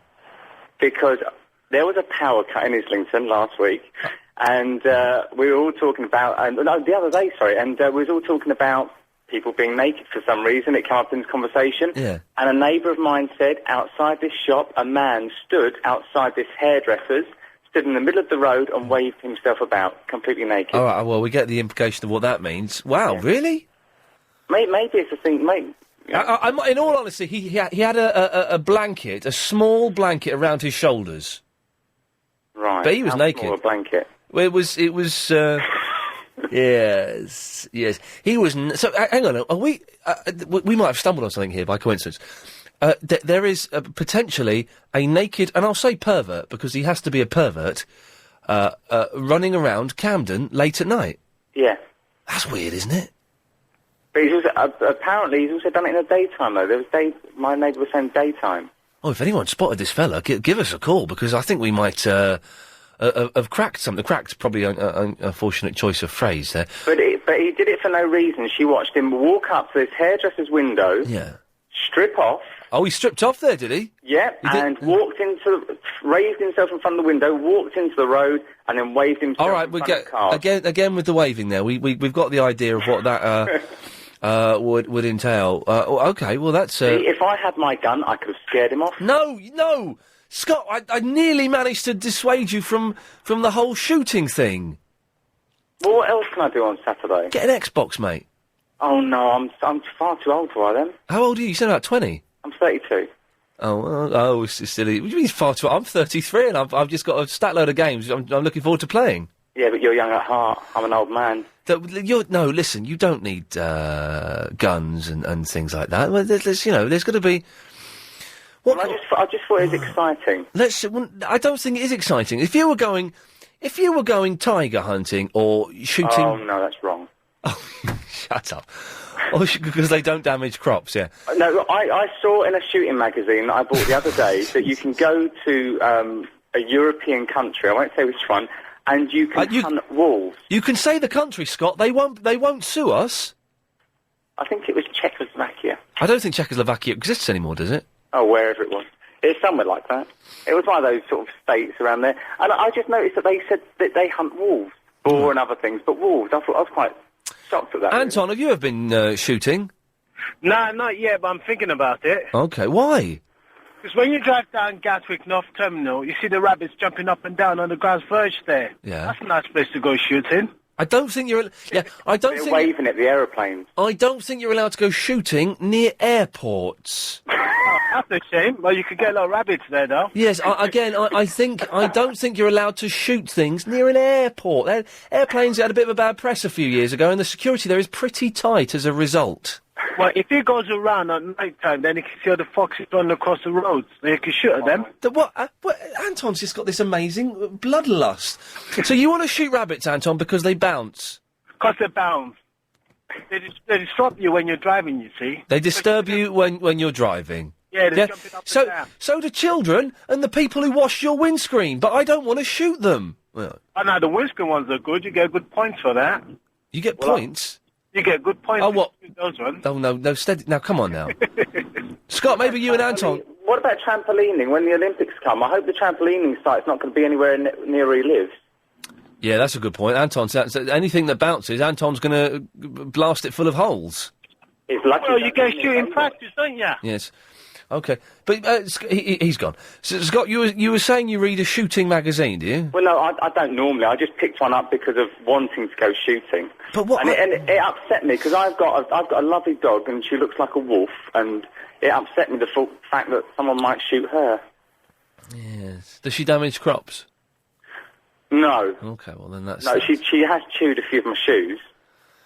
But I'm assuming you can just go on a bit of waste ground, can't you, and shoot rabbits? I don't know, really. You could do, but I need to find someone with a bit of waste ground to do it. I don't want to do one of these beaten shoots where they go and do the pheasants and everything else. Okay. It was just... Basically, there were times when I did go when I was younger, we never really shot anything. We just sort of wandered about and just shot in the air a couple of times, and that was it. Okay. It's just, I think it's the whole thing of walking around in the morning with a gun. Well, doing it, you know. It does, yeah, you make it sound... testosterone relief, there you go. Yeah, I can think of better ways of getting relief. But OK, Scott, well listen, I disapprove of it and I don't encourage it, but if any mentals want to phone in... And your cat, by the way, if you was ever in the need to get a dog, look up the breed Northern Inuit. But there's that the one that looks like a wolf? Yes. It's too big. If I ever got a dog, it'd have to be a small one. No, you're a big tall man. Not like a gay dog, but, you know, it would be a spaniel or something. It wouldn't be a wolf. Well, that'd still be a really small dog to you, even though you are 6'2" and a bit. Just under 6'3". 6'2" and a bit. Just under 6'3". Oh dear, I've accidentally cut him off for dissing my height. Unbelievable. What are we in? That was a very strange quarter. 0870 90 90 973. Thank you, Nick. Very kind of you to join in there. How are you, mate? Yeah, I'm all right. Listen, if they want to go shooting, I was a guest in, I went to Tanzania last October, and I was a guest on a shoot there. They do hunting there, but they call it conservation too, you know. They call it... Thin out the herds, keep them... All right, steady on now, come on. No, they do it. They kill the old and the young, so it keeps the herds... I thought you said the Kurds. No.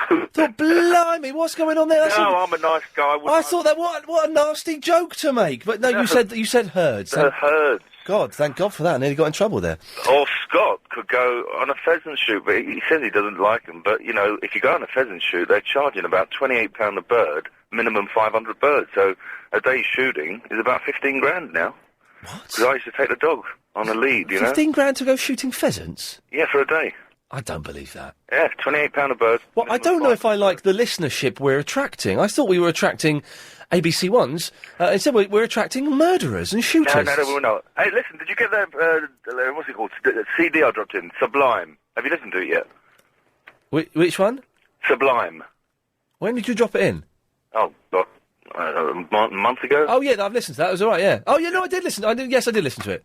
That's good CD. It was all right, some good bits and pieces on there, yeah. And the other thing was, the chaps I refer to, the builders who work for us, they've had want me to pass on because they're all chickens who ring up themselves. Bottlers, yes. You say war games, that's film that's really aged well, and it has, hasn't it? Oh, it's superb. It's a cracking film. I watched it on Sunday. My tongue was in my cheek, thinking this will be rubbish. It was brilliant, absolutely brilliant. Especially that sort of remote-controlled, whatever you call it, dinosaur bird at the end was flying around. Oh yeah, it was good. The pterodactyl was all right, wasn't it? Sure. Listen, if you want the opposite of a film that hasn't aged well, I watched one of my videos about... Nick, we'll find out what it is. Sorry, mate, I've got to do this. This is the... Nick, sorry for the ridiculously long wait. We're trying to do something about that. Now, we were just saying before the break, a million years ago, that War Games made in what? I don't know, about 1983, perhaps? a bit later, I reckon. Do you reckon? 88, I thought it was. No, it wasn't 88. Philip would tell us. Yeah, well, no, I'll tell you what, actually. Because I thought it was mid-80s, but it looks much earlier. Hang on a second, let's find out. There's the only way to do this. War Games... Do you remember the atmosphere around there? I mean, I'm sort of 12 years older than you, but do you remember the atmosphere of the 70s? I was terrified of nuclear attack when I was about 13, 14. Have you ever seen a thing called Threads? What? Threads. It was a programme. I've got it on DVD. I've got a DVD of it, not hooky at all. 1983, War Games. Good grief. Yeah. It was a programme, a drama made by the BBC of what would happen if Sheffield, if there was a nuclear war, and it was set in Sheffield. And it was the most terrifying thing ever. I got it on DVD a few months ago, and it's still terrifying. It's half an hour too long, but it gets a bit silly at the end. But it's terrifying. It's strange because I've been going through my LP collection with cataloguing with one of my kids, and he got out this Status Quo LP, and he said, "What's all this about, Dad?" And it's an LP called Just Supposing, and it's of a ballistic missile coming out of the sea, and a man diving into the sea on the front cover. Blimey. And I had to explain to him about the sort of atmosphere of the Cold War, and he said, "How could you live like that?" I said, "We had the IRA on top of that, mate." The 80s were terrifying. It was all... I genuinely believed that at some point in the 80s there was going to be a nuclear war. Everyone pretty much did. Yeah, me. Scary. And listen, the film, that's the complete opposite of War Games. That hasn't stood the test of time. No, and you'll have such a laugh watching it, is Wall Street. Oh, what was the money's power or something? What was the line in you know, red braces and all that sort of thing. Yeah. It's dreadful. We watched it a couple of months ago, and you have to laugh. Even the old bricks for mobile phones and stuff like that. Is that Douglas? Michael Douglas? Michael Douglas, I think Charlie Sheen as well. Oh, blimey. The fact that it's a film with Charlie Sheen in shows that it was never going to stand the test of time. Nick, I shall have some of that. Anyway, listen, Mr. Lee, went to see the Chili's with my 15-year-old on Friday. Oh, Earls Court? Yeah, we were in front of Mr. Flea, and we only had one person in front of us. Oh, fantastic. And I've got some fantastic pictures on the old phone. Good work. And I'm taking both the kids on Tuesday to see the tomorrow. To see who tomorrow? Again, the Chili's. Oh, really? Yeah, well, we auntie up as a fan member as a different address so we can get some more tickets, you see. Good work. Well, Nick, enjoy that. Good run in. Thank you, good lad. Frederick, I remember, called in the other day. He will not be enjoying that because he couldn't get the Red Hot Chili Peppers. He didn't quite understand that. Val's in the Borough Green. Hello. Hello, Val. Hello. You right? Yes, I'm all right, thanks. But I'm just absolutely fuming over that horrible man that just rang in saying that he wanted to shoot animals for fun. I mean, he wants to do something, you know, if he thinks it's funny, why doesn't he go and shoot himself, for God's sake? I mean, I'm just absolutely fuming. Well, hang on. Well, listen, I'm not on his side, but I can see the difference between shooting animals and shooting yourself. So that's not going to... Don't be fuming about it. Well, I mean, happens. You ban people when they're rude, fair enough. So I couldn't even understand you even talking to the bloke. Why couldn't you just say, "Oh, you don't like it"? You said to the man, "I don't approve of it." But I was. Were you not curious to find out why it excited him? No, not at all. Because I think it's just. I mean, I'm really animal minded. I absolutely love animals. All Animal magic, isn't it? And anything to do with cruelty, I'm just so against. And when I heard him say that, I just could not believe it. I thought, there's so many people around like that. Just absolutely vile men. I'm a lefty, and I'm all animal rights, and I sign those petitions in Camden High Street against... What was that? I don't know. Probably my phone. Possibly. But I was kind of... You know, these people exist, and they do their bits and pieces, and I was kind of curious to find out how his mind worked. Well, I don't think he's got a mind. Okay. You know, and I was just surprised that you were able to listen to him, because if somebody like that had spoken to me, well, I just couldn't. I said I would have just said I don't want to speak to you and put the phone down. I mean, just a horrible, horrible man. I'm sorry. That's how I feel. Okay, well, don't apologise for how you feel, but I think you're being a little bit harsh on him, because he hasn't done it yet. No, but he wants to, and he thinks it's funny. He thinks it's exciting. Yeah. I hope he's listening, and I hope he doesn't live long. Oh, well, now you've just completely you've just lost your argument. I know, well... You've just lost your argument by saying that. You were doing all right until then, and I was trying to guide you in the right direction, but you've just lost your argument. Why is that? Because you've wished a man dead. Yeah, well, he's wishing animals dead, isn't he? He wants to go and shoot them. How horrible is that? Yeah, it's not... Poor little rabbits. Val, it's not as horrible Everything's got a... Val, yeah. it's not as horrible as wishing a man dead. Yeah, it is. It's human. No, it's no. It's a life, isn't it? Anything that's anything that's living is allowed to live. No, even an ant. You've totally... No, well, not an ant. Now you're being silly. No, I'm not. You are being silly now, aren't you? No, anything that is alive. Val, I kill spiders. How bad am I? Well, How bad am I? Not very nice, really. I don't like them, but I wouldn't kill them. Okay, so but I wouldn't kill anything. I like Pete on Big Brother. He doesn't like killing anything. Oh God, it gets worse. It gets worse. So you've wished. Let's get this right. Let's your three sins, Chris. You won't believe this woman. Your three sins. You've wished a man dead. Yeah. You've said that everything has got a right to live, even ants. Yeah. And then you've said, I'm like Pete from Big Brother. Wow, yeah. Wow, that's three boxes of idiocy that Why? you've ticked. Why? You can't see how you're making it worse for yourself, can you? No. Okay. No. Why? What's wrong with what I've just said? Okay. Let's. I tell you what, Val, stay there because you're quite good fun. I've got to do some ads, and then we'll come back and we shall slowly deconstruct your argument, and hopefully you'll learn something. Should we give it a go? Well, I'm a bit older than you, so I doubt it. Okay, Val. So, Yeah. you've wished a man dead. Yeah. You said that ants have got as much right to live as people. Yeah. And the only person in popular culture you can think of to compare yourself with is Pete. No, he isn't the only one. In Big Brother. He just was the first one that came to my mind. Who's the second one that comes to your mind? Nobody comes to my mind, actually. Okay, so Pete is the only one. Well, if I had to think about it... Okay, think about it. Which I can't be bothered to. Okay, you really are quite close-minded, aren't you? Am I? Yeah, you're not prepared to think... I've got it in my head that I don't like anybody that hurts Here we go. animals, and that's the end You're of not it. prepared to listen and think and learn, are you? Not anything to do with people that kill animals, no. You're not... No, I'm not saying that. I'm just asking the question. You're not prepared to think, to listen and to learn. Yes, but not about that horrible man. Val, forget the horrible man. Are you prepared to think, to listen and to learn? I'm prepared to do all those things. Okay. Well, why don't you think of someone different from popular culture that you could compare yourself to, instead of someone from Big Brother? Probably haven't got time, have we? We got an hour and a half if we want. Yeah, but I don't expect people will want to be bothered. I don't care what people want to be bothered. I want. It's my show. Do what we want. All right, okay. I can think of my family for a start. They'd all be on my side. No. You're not listening. You're not. You are not listening. Okay, so that's I one. am listening. You're not. Okay, I'll ask the question again, and see if you can listen to it this time and respond to the question. Can you think of someone else in popular culture that you could compare yourself to that isn't Pete from Big Brother? Not at this moment in time. So no, you can't. I could, but not at this moment. We can wait. Let's wait. Let's. Well, can you think of anybody then? Think of anybody what? What you've just asked me in popular culture. That I could compare myself with? Yeah. That isn't Pete from Big Brother? Yeah. Yeah. I'd like to think I could compare myself with Peter Cook, although most people would disagree in the fact that he's quite daring and quite brave in what he does. I'd also like to compare myself with Tommy Boyd because I think he's an innovator in radio. There's two, and neither of them are from Big Brother.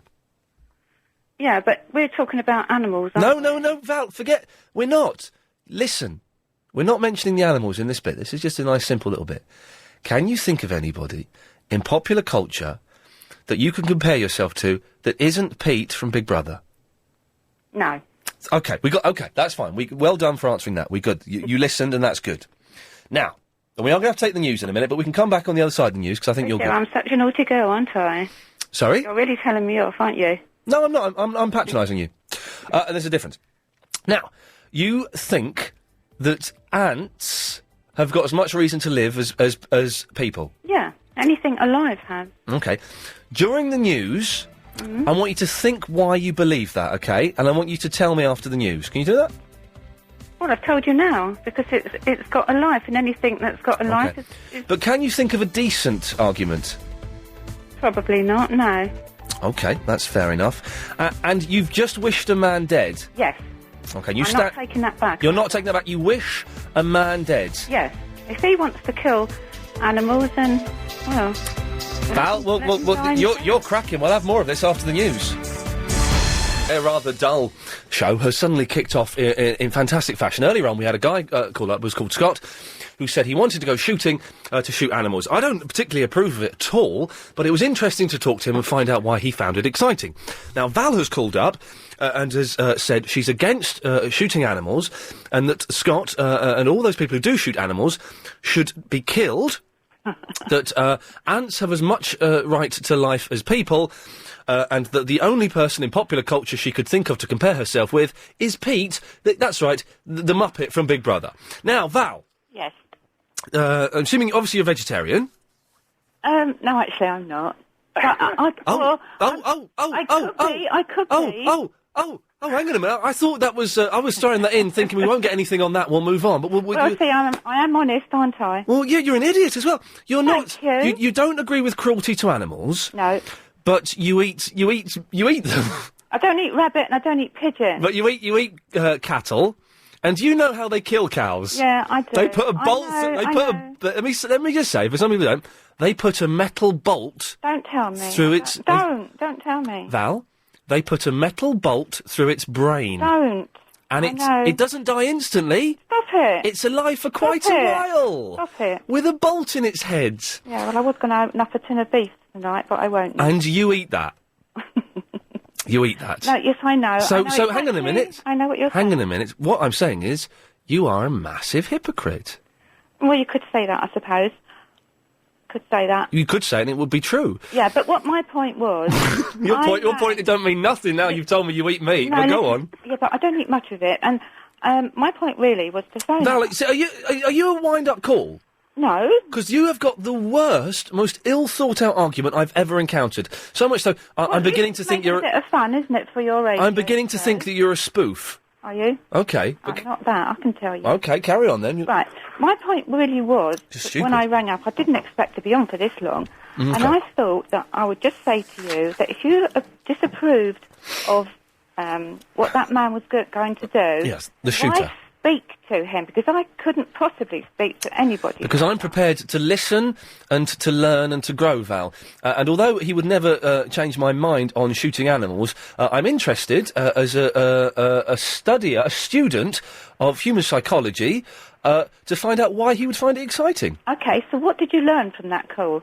I learnt that he found... well, I don't know, let's ask him. Scott, you're back. Hello, Ian, yes. Hello, mate. This is cracking, isn't it? Well done for kicking this off. Can I just say I would like to wish her a long and happy life? Thanks. Well, I'm nearly 65, so I'm not doing too bad, and I probably know a lot more than what you do. You don't know anything, Val. No, she probably does. I would give her Val, a few. She probably Val. does. Is this the man that kills animals? No, it's the man who wants to kill animals. Val, very quickly, Oh, before I don't want to speak to him. Well, just tough. Well, there we go, you see, close mind. But No, Val, listen, Val, listen, I'm going to make this point. This point's very important. Do you not see that the person I'm about to speak to, Scott, you have wished he were dead? Yeah. Okay. Do you not see that makes you at least equally as bad as him, if not worse? No, it doesn't. What about his mum? What about his kids, if he's got them? Well, what it's about his fault, isn't it? No, it's not his fault. It's his fault for wanting to kill something else. No, it's not his fault. If you take a life, then you take your life Ian, yourself. I'm actually going to eat what I shoot, though. I Oh, did shut say up. that. Well, she's quite happy Horrible man. she's quite happy for a farmer to put a metal bolt through a cow's head. No, I'm Yeah, not. and what they do No, to chickens, how the supermarkets kill chickens and how they keep chickens This is absolutely awful. I only have free-range eggs. Oh, that's all right then, isn't it, love? Do you just eat the free-range eggs? Yeah. Just the eggs? You won't win the argument with me. No, of course I There'll won't. be loads You're of very people that are ringing and be on my side. You're very close-minded, and I am an animal lover myself. I can't be. Well, I'm an animal. You can't be an animal lover if you eat meat. I absolutely love animals. I've got my... Yeah, especially with a bit of mint sauce on the side, eh? Pardon? There's actually a bit of mint sauce on the Oh, side. you're not funny. Do you like them rare, medium rare, or well done? You're funny at all. And also, I'd like the person that rang me up said that there's somebody that wants to speak to me, and I said as long as it's not that horrible man, and they said no, it isn't, and blow me down as it is. That's not what you said. You said as long as they're going to be nice. Yeah, but he's not nice. He's nasty. I'm being very polite to you, and I wish you a long and happy life. You wish me a Long and happy life. well? I don't wish you one. No, because you're very close-minded. I'm going I don't to shoot care. some animals. I'm going to my life actually eat. close-minded rather than be like you. That I'm going to actually eat. These animals are not going to be tortured. These are animals that are not kept in pens. These animals are not tortured as they're being reared, but I'm going to eat them. What's the difference in me doing that than buying a battery-farmed hen or chicken? Because you're doing it yourself and you're getting fun out of it. How can you possibly get fun out of killing something? It's the fact that we had to do this to survive years like the ago. fox hunting. How do people get fun? Oh, well, don't go off on the fox hunting, because that's a different thing altogether, Val. But the thing is, Still animals. you can't... I don't want to do that, Val. We're not talking about fox hunting, no. You cannot see how you wishing a man dead is is at least equally as bad as what he's planning to do. No. Okay. Tim's in the Brixton. Tim, you want to join in as well, do you, Tim? Oh, hang on, we're going to need to press this. Tim? Is her name Valerie, is it? Hello, Val. Val, yeah. Hello. Hello, Val. Hello, my name's Tim. Hello. Yeah, I just wondered, do you kill animals yourself? Do you eat meat? Who are you talking to me? Sorry. Yeah. Do you? Tim? Yeah. No, this is Tim, yes. Tim and Have Scott. you not heard Ian speaking to me? And Well, no, I've been actually waiting for him to call me back. I was told She does eat meat, Tim, yes. Yeah, you do. yeah. You do. And So you don't like yourself because you're a person that kills meat. You're a person that kills animals as well. Then. No, I don't kill them. Oh, you let someone else do that for you? Yeah, I know what you're saying, and I quite agree with what you're saying. I do. Because I just think that's because I'm vegetarian myself. I've been for 22 years, but I'd still. I mean, I can understand the passion that drives, but I just think it's a bit, misdirected at someone that just wants to go and shoot some animals. It's not a sport, is it? It's not a sport what these people do. It's just things that go on all through life. I don't agree with it. No. Yes, I do eat meat, and I'm a hypocrite. But a sport to actually, he said he was going to get some excitement out of it. I must admit, I would get excited. I wouldn't want to kill an animal, but would you not find it exciting, Val, to fire a gun? No. To feel what it feels like to... Yeah, I would. That bloke, yeah. Here we go. Whatever his name is. This is nasty man. A big Uzi firing at Scott, bless him. Right in the ghoulies as well. Oh, Jesus, she's insane. Is she for real? I think she might be a bit repressed. Oh dear! Now, I would find it very exciting to shoot a gun, to feel that kickback, to know what it feels like to do that. But she wants to shoot you, Scott, in your nuts. Because she's repressed, obviously. Now, oh dear. Have a large drink. Go out on the town, my dear, and at my age, a nice young man. At my age, yes. I'm just going to walk pent-up anger. Hey, I'm just going to walk my two border collies over the field. Oh, let me know what field, because I'll get out my gun and I'm shooting for the weekend. Borough Green, near Sevenoaks in Kent. All right, listen, Scott, thank you for that. Tim, thank you for that. Val, just listen to people and try and learn. That's all I can say. I do listen to people and I do learn. I'm actually a carer in my life. And So? It's a slow start, but it's picked up recently. Ben is in the Barnet. Hello, Ben. Hello, Ian. I'm phoning up to support the lady who was talking about the animals. Oh, that was Val who said it was... I came home and I switched the radio on. I got very, very upset. Right. Because of the fact that I believe a man on Big Brother has been saying that he wants to go around killing animals. Sorry? A man's been saying that he wants to shoot animals. Is that right? No, he was not. No, okay, I see where this is coming from. No, not the fella on Big Brother. Oh, okay. No, it was a gentleman called Scott. Oh, right, okay. Well, the point is, I'd like to know more about this guy, because people who talk about killing animals, do you know where that leads, Ian? No. It leads to serial killers in later life. Right. Because this is a well-known fact. Yes. The well-known serial killers of the world, and have started off on animals, cats and dogs, yes, for their own solitary agreement, their own solitary enjoyment. Yes. And it's moved on to some of the biggest well-known serial killers in the world. And I think Val is really true in what she says. Yeah. I feel quite sorry. You did put her through a little bit of difficulty. I did. Apologies for that, but I feel she needed... The problem with Val is she's one of those old women who thinks because she's a certain age... I love old women. Yeah. Because she's a certain age... Sorry. You're okay. Because she's a certain age, she thinks that she doesn't need to learn anymore. Oh, I understand that. And she could learn a lot if she just listened. It took her 5 minutes to understand one question. You know what? That is true. Yeah. Would you ever kill an animal, Ben? No, I'd never kill an animal. Supposing you had to. Supposing it's you between you and a bear. Okay, I'll tell you what. If it was between me and a bear, I wouldn't even hesitate. If it was a gun next to me and the bear was in the room, yes, it's dead. The bear's dead. But I'm talking about the cute animals. So you would... Kittens, cats, animals that answer back in a nice way. But the bear is only a baby bear. Right. The thing is, I don't like bears. You know what? I don't know. Yes. What if it got me first and tried to kill me? Well, she's calling back. What is she... Put her on, Chris. Hang on a second. She's calling back. Oh, this is good. This is good, isn't it? Val, you're back, are you? Yeah. Oh, hello, Val. This is Ben from Barnet speaking. Hello. Val, turn your radio off, love. I wanted to support what you were saying, Val. Yeah. I got home and I was really sort of pleased to hear somebody standing up for this. Some man's been saying he wants to kill animals. Is that right? That's right, yeah. Well, quite frankly, you're absolutely right in what you say, and the guy should be reported to the RSPCA, who can... Absolutely. They can take legal action, the RSPCA, nowadays. Yeah. Who am I speaking to? Ben in Barnet, and I phoned up primarily just to support you. Thank you. Because I was a bit sorry. Ian did give you a bit of a hard time. Oh, didn't he just? Yeah. But the thing is, Val, if a guy wants to kill animals, first of all, serial killers in history have all started off as animal killers. Some serial killers. Mm. But the point is, I'd love to know where this guy is based, because I'd like to report him to the RSPCA. Oh, would I?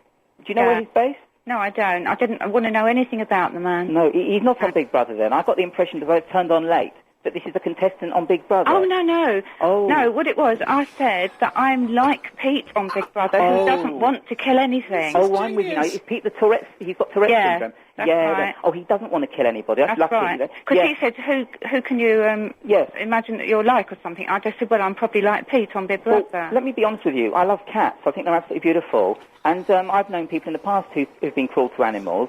And I think, quite frankly, I'd like to hang them by a tree. Am I on the radio? Yeah, I'm on the radio. Yes, you are. We're on the radio, yes. Oh, I didn't know that. What would you like to do to this man? Right, I'd like... Let's team up. I want to get this man. Sorry? I'd love to get this. What would you like to do to this man? I'd like to teach him a lesson. I'd like to kick him in the ghoulies, and I'd like to shoot him with the gun in the ghoulies. You know what? That would be too easy. Let's not... No, I don't want to shoot him. Let's get... You know those air guns, those ones that don't actually kill a person. Because I don't want to go to jail. Listen, we'll shoot him... I would willingly go to jail. Would you go to jail? The Old Bailey, court number 1. Yeah, Mr. I wouldn't Justice care. so-and-so sends you down. No, listen, what we'll do, seriously, I'd love to get this guy, shoot him with an air gun, not hard, and then get him hostage in, like, one of our lounges. Yeah. And we'll teach him what animals are really like. Absolutely. Brilliant.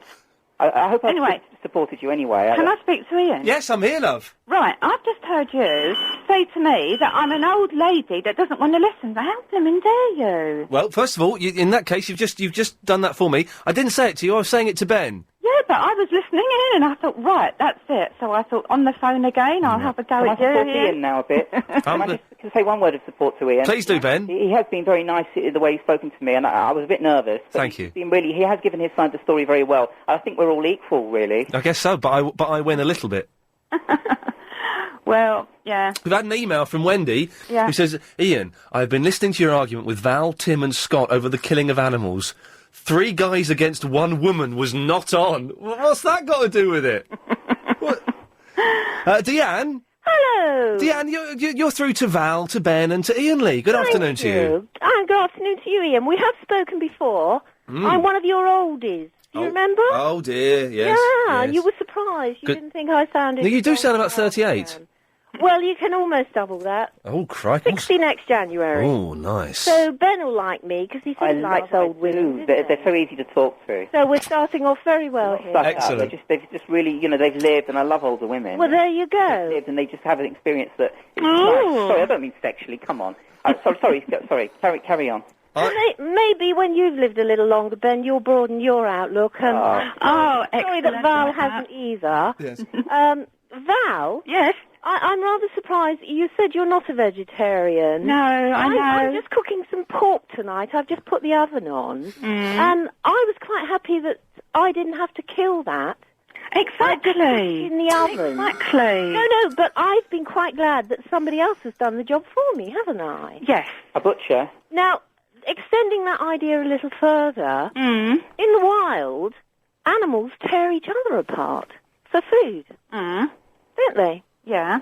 So they're not exactly a glowing example of your theory, are they? But themselves? That's human nature. Hang on, human nature, they're animals! How is it? How is it human nature if they're animals? All right. Jesus! It's. Well, I don't know. I'm tongue. Human nature. It's nature. It's human nature, but in animals. So that's allowable, is it? Yeah. Well, yes, they can't help it. It's just the way they are. It's in them, isn't it? But this man, I can't even think of his horrible name anyway. Which one, me or Scott? Or Ben? Which one? The first one. The first one that I rang in about. The one that Scott. Going. The one that got me going. Scott got you going. Did Scott get you going? Yeah, not like that either, I can tell you. Ben, you listen to this? I'm listening. Yeah, I'm listening. Good lad. Also, at certain times, Val, we've culled animals, haven't we? Because if we don't, they overrun us. Because they breed. Hang on, Ben. Ladies, Ben wants to say something. What we are talking about is there's a guy who wants to go around killing animals, literally just pets. I think we were talking about. He thinks it's sport. He thinks it's exciting. That is my argument. Would you? I agree, though. Val, if Ben's plan was to hold Scott hostage and in your living room, in the lounge, shoot him with an air rifle and show him what animals are really like, would you find that exciting, Val? Yeah, I would enjoy that. Actually. Yeah, excellent. I would quite enjoy that. What sort of age is this chap? What? What sort of age? He's only 32. Yeah, he's a young lad. He's a baby like Ian. I'd quite enjoy this. Val. Ian's a baby. Here's the question, Val. I've got a son older than you, Ian. Well done, you. Val. Yes. Again, you keep coming up with these irrelevant things. No. Val, you're in the bedroom. A bear I'm in my lounge, actually. You're in your bedroom, and the same bear that's has attacked Ben in Barnet, he's ripped his face off and killed him, is coming over, and the bear is in your bedroom. Would you kill the bear? No, I'd run. You can't run. The bear is blocking the door. The window has been boarded up because you've been bombed by animal rights people. You can the only way to escape is to kill the bear. Would you kill the bear? With a tranquilizing dart. Yes. Probably not. I'll just let him kill me. You let the bear kill you. Okay. Your baby is behind you. Do you? Oh no, this is silly. No. Yes, Would you kill the bear to protect your baby? Cool. It will never happen. But supposing it did. Don't know. You don't know? You don't know because you can't tell. You don't know? In that situation. I'm getting keen on Ian. I'm warming to Ian a bit. You don't know? If my baby was behind me, I'd rip the bear's face off. There wouldn't be a baby there. Supposing there was. The argument. There wouldn't be a bear there, but, we have to... Nothing, and you're just trying to tie me up in knots. I wouldn't want to tie you up. Yes, Deanne? Can I just put a question to Val? OK, very quickly, yes. With her argument about the animals and defending the animals... Yes. How can then she turn round and threaten to kill a man? Yes. It's because that man, if he takes a life, which he wants to, and he's going to find it exciting, deserves to be, taken by the ghoulies and shot in the ghoulies and everything else, and he deserves what's coming to him.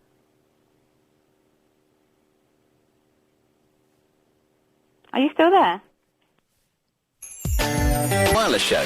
Well, there we go. 08709090973. Jonathan? Oh, wow, what a discussion that was. Wasn't it? It was almost an issue there. Well, I just wanted to ask Val if she drinks milk and if she knows what they do with the calves, that they calve the cows after calve to make the milk, or what they do with the calves after. Well, Jonathan's writing his own tongue twisters there. Jonathan, give me 3 minutes while I work out what you just said. All right. And we're back.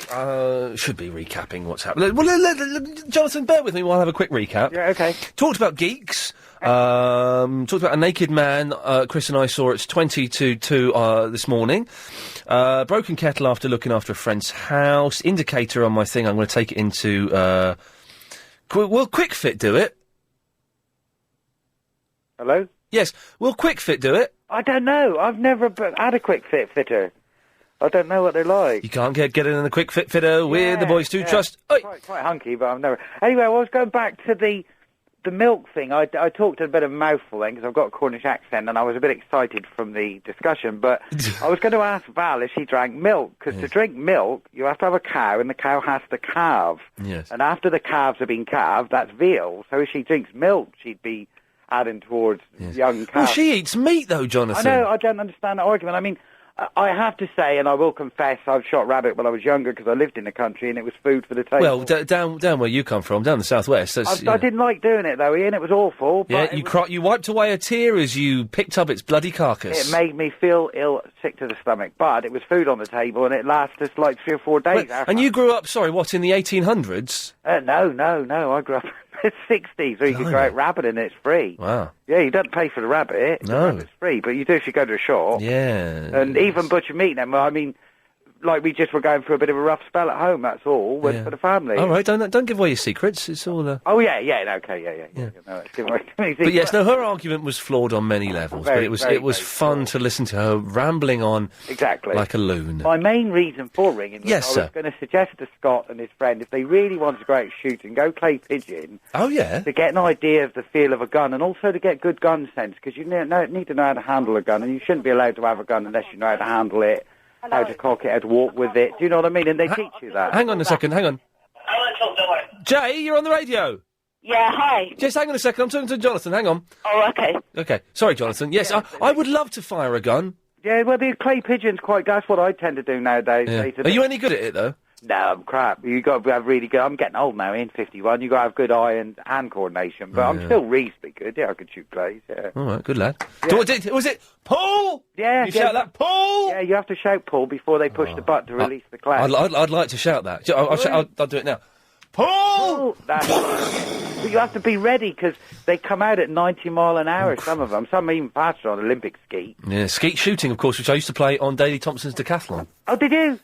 On the computer game, not for real. Right. It was the boring one on Daley Thompson. Oh, you want to try real skeet? It is a bit of fun, actually. It's only shooting clay. Not Daley Thompson, it was Summer Olympics. Oh, you weren't shooting Daley Thompson? No. Oh, no, the clay. Do you remember when Daley Thompson, he retired at being whatever he did, the decathlon? Right. And then about 10 years later he came back, and he came back for one season as a player for Reading Football Club. Oh, you're joking? Yeah, and you know what? He was rubbish, because he was fat and old, and he wasn't a footballer anyway, he was a decathlete. No, exactly. It's a different sport, isn't it, football, really, altogether? Well, yeah. Yeah, very, very different sport. Oh, and I heard you talking to your mum earlier on, because I meant to ask you last week. Yes. How did your mum take it? But obviously I heard the reply now. She was obviously quite shocked. She was shocked, yes, and then she went off. Then she was soothed, though, by watching Countdown, so that... Oh, excellent. But was it 6'2" you are, then? You thought you were 6'4"? Steady on, mate. No, I thought I was 6'4". Radio. Jay, shush. I'm just... to a friend. Okay, well, don't, because you're on the radio. Okay, it's by MSN voice messenger. It's really cool. Okay. I'm just under 6'3". Oh, right, so you're over 6'2". Why were you so disappointed, though? Do you prefer... You wanted to be taller, did you? Well, how tall... You sound about 5'9". No, 5'6". Oh, he's only a little baby. You put him in your pocket. 6.5 feet, 7 feet. I've got big ears, though. Massive ears. Well, that makes up for it. They used to call me Noddy at school. Okay. No, big ears, sorry. Noddy and big ears. Yeah, sorry, I got the wrong one. Dear. Oh, my memory fails me sometimes. Okay, well, Jonathan, thanks for calling. I'm going to Jay before he gets all stroppy. It's always lovely to talk to you. Take care. Cheers. Bye-bye. Jay. Hi there, Ian. Yes. I was finding this is the first time I've ever spoken to you without Triple M. And Okay. I'm the happiest person in the world. Without swearing. No, yeah, I'm very sorry about that. You used to do naughties, and I'm glad to see you've come out the other side, because there are funnier and cleverer things you can do apart from just being rude. Yeah, I'm never going to do that again. Good work, you see, and now we can talk, and you can come on whenever you want. You're such a nice person. And You saved me after I said such horrible things. Exactly, and I'm prepared to forgive, you see, because I am beautiful. Now, what do you want? Okay, basically, I want to talk about the biggest geek ever. Oh, yeah, we mentioned this earlier, didn't we? And I forgot all about this. Okay, go on, the biggest geek. Well, first of all, I'd have to say myself. Okay, good work, yes. And there's nothing wrong with being a geek. I'm a geek. I put my hands up and admit it freely. That's pretty cool. And the other thing is, it's got to be Bill Gates. Oh, yeah, Bill Gates, yeah, I'll go along with that. Yeah, Bill Gates, definitely. He's like the most geeky person ever. He wrote the script for Microsoft. Do you know how long that takes? It's a long weekend, isn't it? And that's without going to bed about 11 o'clock on the Saturday night as well. Or can I just make a call out? A call out? Is Yeah, that the same as just a shout out? Yeah, shout out, that's what I mean. Okay, go on. Okay, yo, Sean, it's Sean feeding. Sorry. You won't understand it, but it's a private joke. Excellent stuff. I've got to go, Jay. It's 5:38. Bye. Bye-bye. It's time for the daily 5:38 Daily Correspondent Update. Brought to you every day. Daily. This is Kev from the Windsor, the WWE correspondent, and here is my update. Good lad. Saturday night's main event this past weekend produced the lowest rating for WWE on the NBC network, going against no legitimate broadcast programming on Saturday evening. Oh, yeah. The show finished dead last amongst the 4 networks in its time slot, doing a 2.7 rating, which could now trigger the network into dropping the show completely. Oh, dear. An alternative could be to have the show on USA or UPN, which hosts Raw and SmackDown respectively. Good idea, yeah. That might work. Who's next? Hi, this is Cassidy, back from the horrendous sun in Alicante, Lordy and Eurovision correspondent, and here's my update. Lordy's recent festival concert in Moscow's Red Square didn't go quite as planned. During the performance of their song Bringing Back the Balls to Rock, the sound scratched and it was revealed they weren't singing live. What? This is not a regular case, as cleared up today by Mr. Lordy. The organiser of the event basically gave them 2 choices, either playback or an acoustic set. Also, they were denied any pyrotechnics or even a live mic to talk to the crowd. Bottom line, they always try to play 100% live, but sometimes have to play by someone else's rules. Oh, yeah, so that's rock and roll. This is guitar correspondent Tom in the Kingston. Good work. The world's smallest guitar was a tiny 10 micrometers long, or 1/20th of the thickness of a human hair. Its strings were just 100 atoms thick, and it was carved out of silicon to demonstrate new technology in the fiber optics business. Either that, or a bunch of scientists were very, very bored. Ian Lee fears no one. Oh, good work. That was good updates, thank you. The 27th or 28th, I can't remember, whatever the Friday is. The Sunday's the 30th, so it's the 28th, updating the correspondent list. Paul's in the Tonbridge. Hi, Ian. Hello, Paul. Hi there, how are you? Yeah, I'm alright, actually. I'm perking up a little bit. Good. Very much enjoying the show today. Thank you. Some good bits and pieces, actually. I'm pleased with it today. Yes.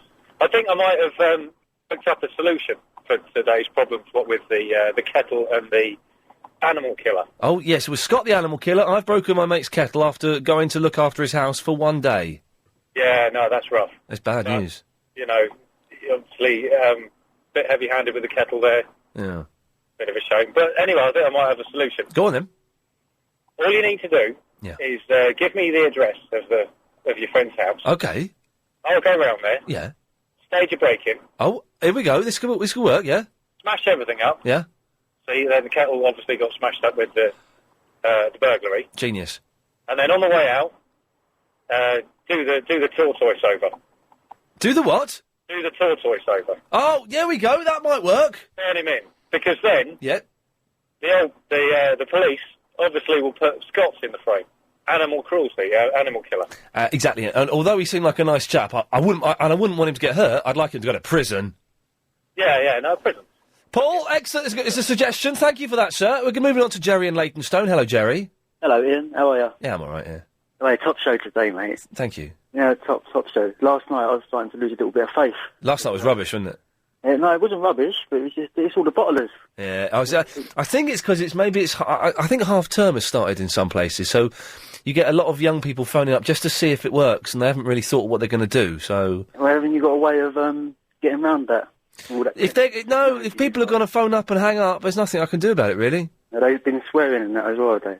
We had a swear last night, but that was from Bill in Leighton, and it was a genuine accident, but just didn't really work last night. It doesn't work all the time, and that's partly why it's so good. And we'll see. Verinda saved today, didn't he, with his Rizzler?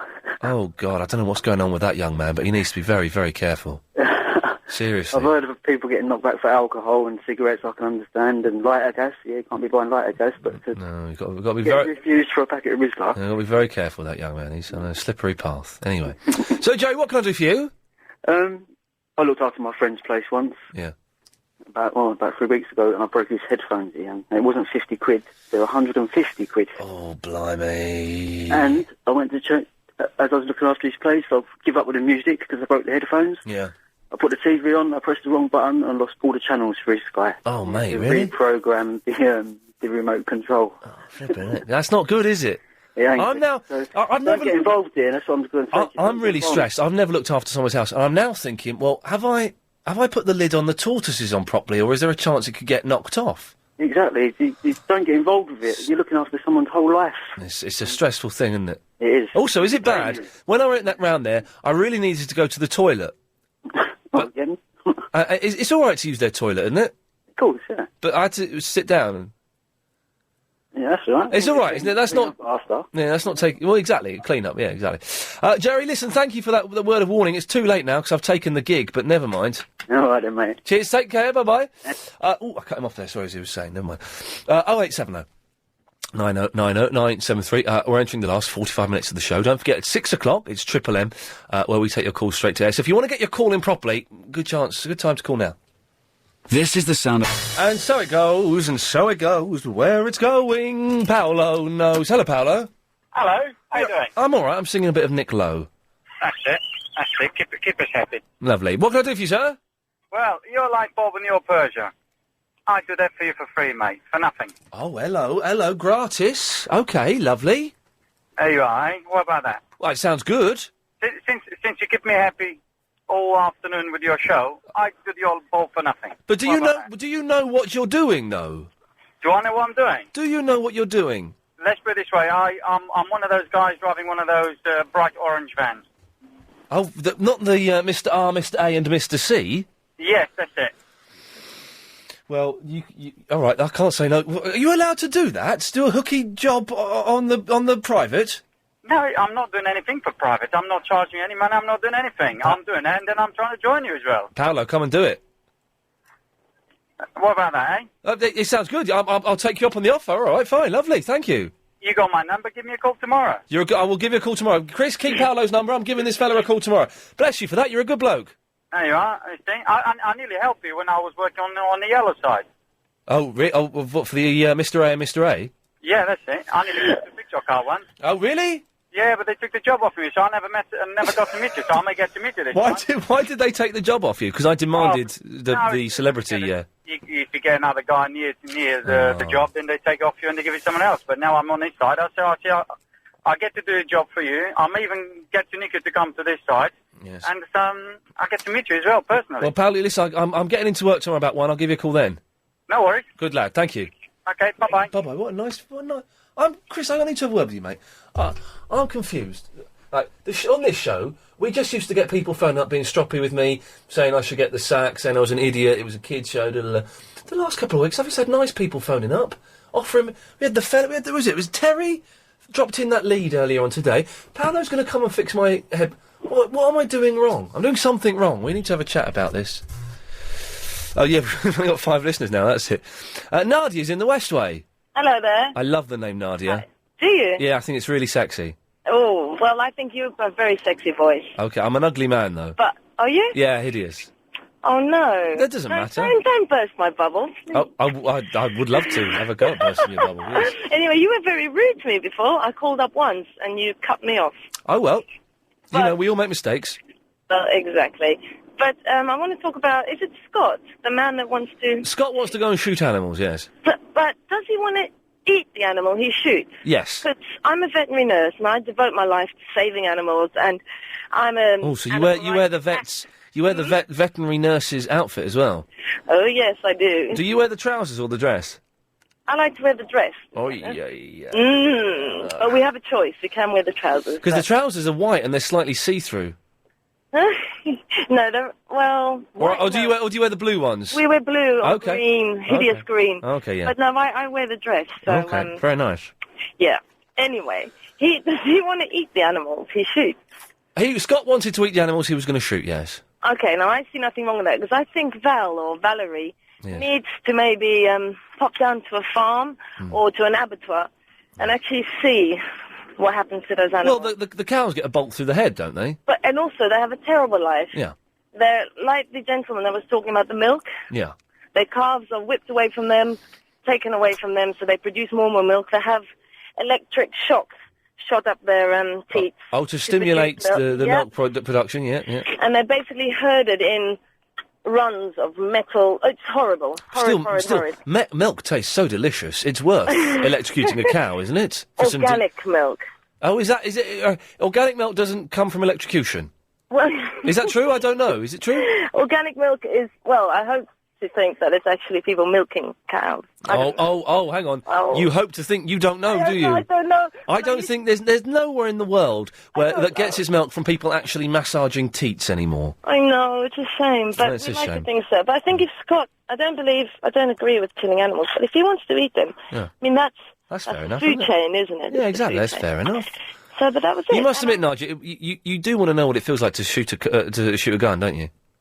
Well, yeah, I do. Wouldn't it feel sexy to fire a gun? It would, which feel very sexy. But clay pigeons, that's the way to do it. Clay pigeons is the way to go. Yeah. Nadia, thank you for your call. Okay. I think thank I love you. I think I love you too. Oh, God. Oh, my God. Bye. Wow, bye. Bye-bye. Bye, then. Take care. Can that happen? You hear about love at first sight. Can you get love on a phone call? Well, Gary's next door. What's he doing that for? He's missed it. Oh, he's got 2 minutes, is it? He's got well, no, he's got a minute because he's got to be played out at 54:30. Anyway, we're in. Hussein. Hello. Hello, Hussein. You're making a big fuss about shooting rabbits, but a while ago you said that you would like to shoot a carrot or something. No, we said herds. I checked to see if the gentleman. I thought the gentleman said curds, shooting curds. He said herds. Carrots, no, he said carrots. He said herds. Oh, okay. You've made a mistake, Hussein, but never mind. But because I know you're a good person, I see you in Slough because I'm from Slough as well. I'm from I saw Slough. in the high street once in Boots. I saw you. Very nice person. Well, thank you. The boots there's good boots in Slough, isn't it? Yes. Okay. Well, Hussein, I'm glad to have straightened that out. Sorry if there was any confusion. Okay. I think because I was in the car, I couldn't hear it properly. The radio in the car, crackly and stuff. Good lad. How is Slough today? Slough all right? I just came home now, so it's very hot here. But it's very hot. It's good, I like Slough. It's a very nice place. It's a very nice place. Yeah. Well, Hussein, thank you for that. Okay, thank you. Okay. Thank you for your concern. Thank you, bye. Thank you. And he's gone. We'll speak to Paul in the Elaborate Grove after we've had a wee bit of this. Hello, this is Gary. Oh, Paul, Anne-Marie has sent me a Peugeot website, but it's all about converting. It doesn't tell me how to change the light bulb. Oh, it just doesn't help, does it? It confuses me. Did you get that Paolo's number, Chris? Because I'll give him a call tomorrow. I feel a bit bad calling him out, but he said he'd do it, so that's fair enough, isn't it? And then, Paul, I've not spoken to you for ages. I know. I've been busy line for a long time. Busy line. Busy line, and upsetting people by saying such things and teaching babies to say the word chav and things like that. Oh, good work, you, sir. Everything's all right, is it? It's great, I'm a little bit disorientated because we had another party at the weekend. Oh, cheeky, yes. Good Oh, Ian. Yes. Ian, picture this. Can I say the word breast on the radio? Only twice. Okay. Can I say the plural? You can say that as many times as you want, because that's slightly different, yeah. But bearing in mind, I've got about 30 seconds. Oh, right. Oh, honestly, Ian, can I hold on for this one, because this is good? Well, there's Triple M in a minute. Huh? It's Triple M in a minute. I'll be really quick. Right? Two women simultaneously offered themselves together in my bedroom to me. Oh, jeez. And then my girlfriend called me into the living room to ask my permission to, lick melted chocolate off another woman's breasts. Why are you telling me this? I hate you. I hate you, Paul. It was a good party, Ian. It was a good party. It sounds like the best party in the world. And it was. Every man listening to this is very, very jealous. Thank you, Paul. Good to speak to you, Ian. I hate him. If you missed the show, it sounded like this. I've knackered the kettle. Do you want me to spend the entire week trying to find an identical tortoise? You record songs and you send them to girls and they fancy you. Dry cat food kills cats. Ian broke a kettle. You fixed a washing machine. How tall am I? Very. Is it my turn to speak now? I say Fred Elliott. I say Ashley. I'm not doing it because you want to protect because you love crops. So you want to shoot rabbits, Anton, because they bounce. If he thinks it's funny, why doesn't he go and shoot himself? I don't like bears. I probably know a lot more than what you do. What you like? I'd like to kick him in the ghoulies. Do the tortoise over. Oh dear, oh dear, oh dear, oh dear. So there we go, that was the show. It wasn't a bad one, I thought. It started slowly, picked up speed as it went on, and then crashed like a beauty. At the end. Oh, there we go. So, 08709090973, because now we have Triple M, Mix Mental Mayhem. It's the lazy part of it's the most exciting part of the show, where Chris gets to put his feet up as I select the calls, put them straight on air. Bearing in mind the time of day, slightly different rules to the Sunday night show. Got to be a little bit more tougher on the language that you employ. And there is a 7-second delay, so, just be careful. If you do anything rude, it will get dumped and not broadcast. But apart from that, pretty much anything goes. 0870 9090 973. Take your calls straight after the latest LBC 97.3 news. I thank you.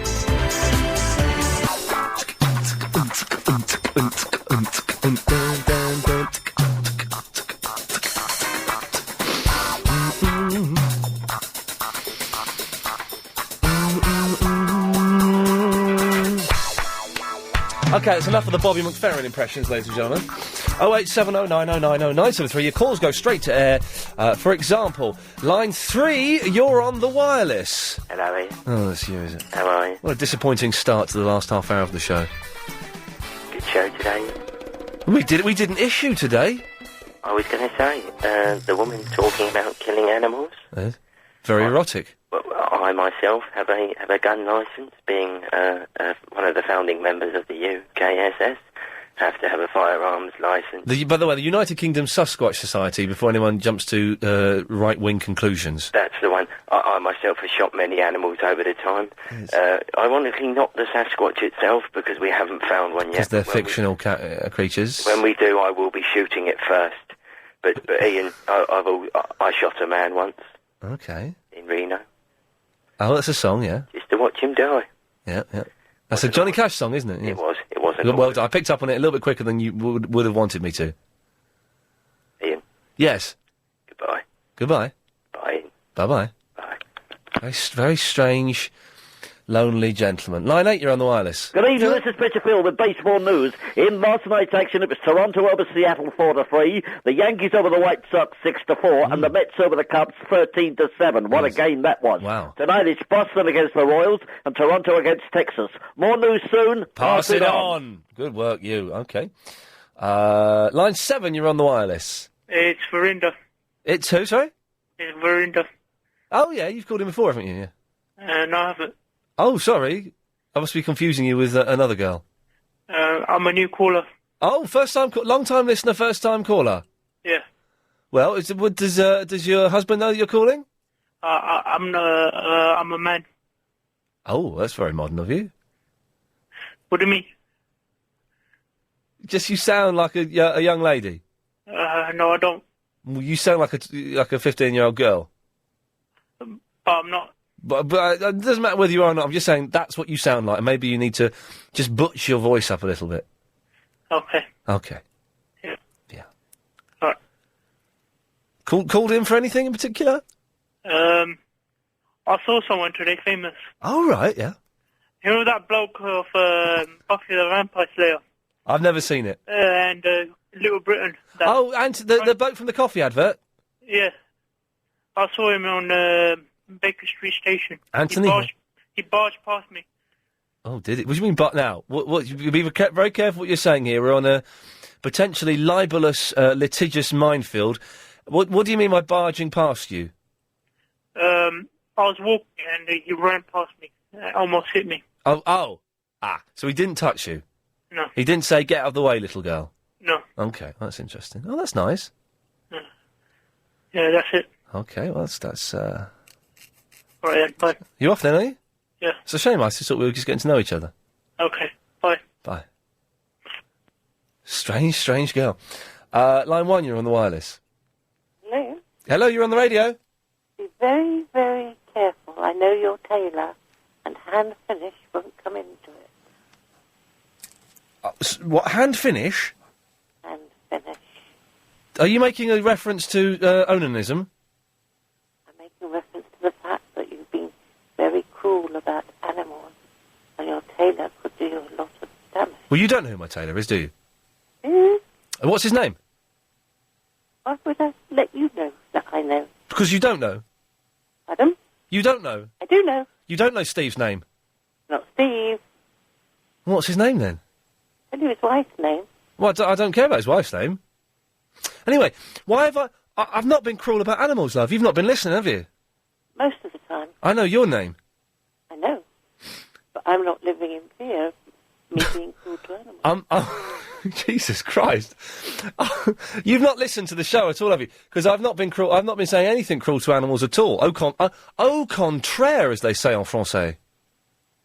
But your French isn't much good either. Your taste in suit colours is lousy, and your French isn't very good. Okay. You're a very scared woman, aren't you? No. You're scared of being lonely. And you shouldn't be scared of that. We're all scared of being lonely because it could all potentially happen to us at some point. But why are you scared? If I were lonely, I wouldn't be surrounded by the... No, if you weren't lonely, you wouldn't be phoning up a radio station, making silly threats. Let me finish the sentence, love. You're You right. wouldn't be phoning up a radio station, making silly threats about things that you've completely misheard. I don't think I misheard all of it. I haven't... You have... Okay, let's work this out. What did I say that was, offensive towards animals? Or what did I say? Well, no, lack of concern about other people's feeling about their treatment. You put in the defence for the people that wanted to do...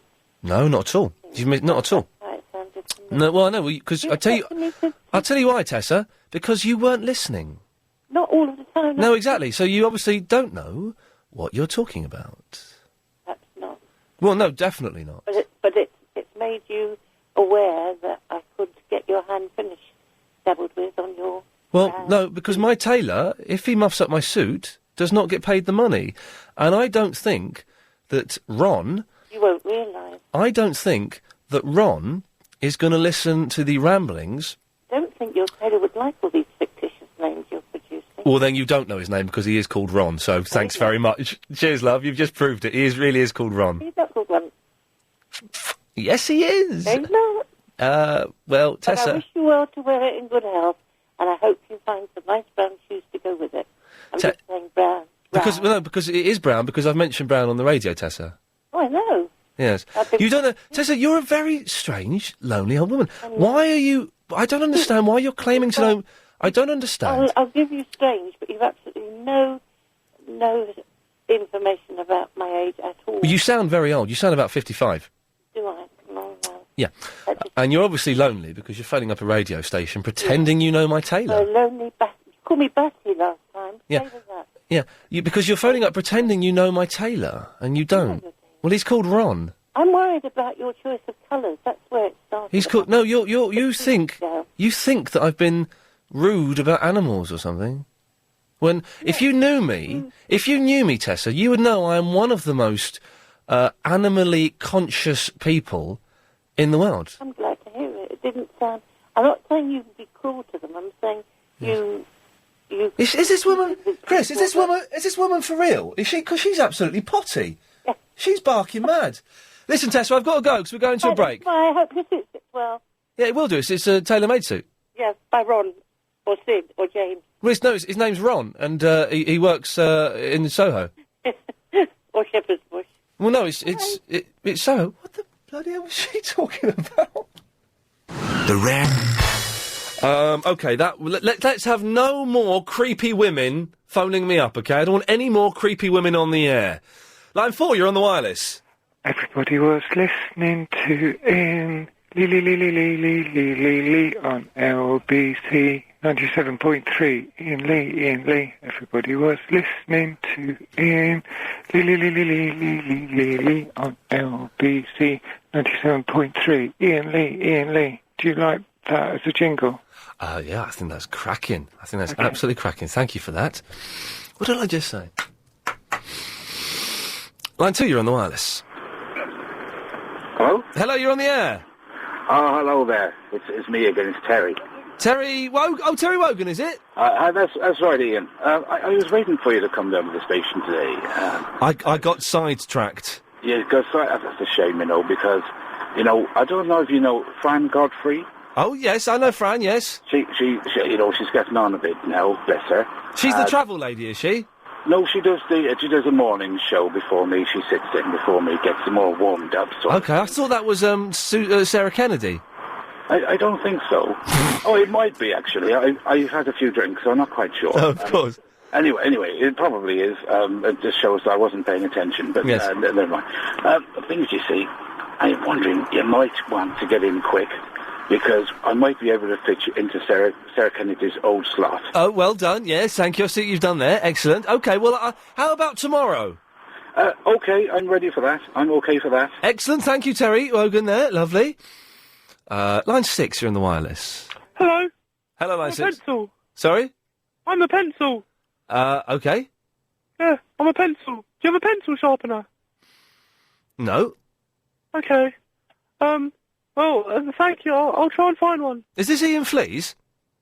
No, Oh, that's a shame. I'm a pencil. Okay, well, good luck. Okay, thank you. Try Smith's. Okay, thanks. Bye-bye. Bye.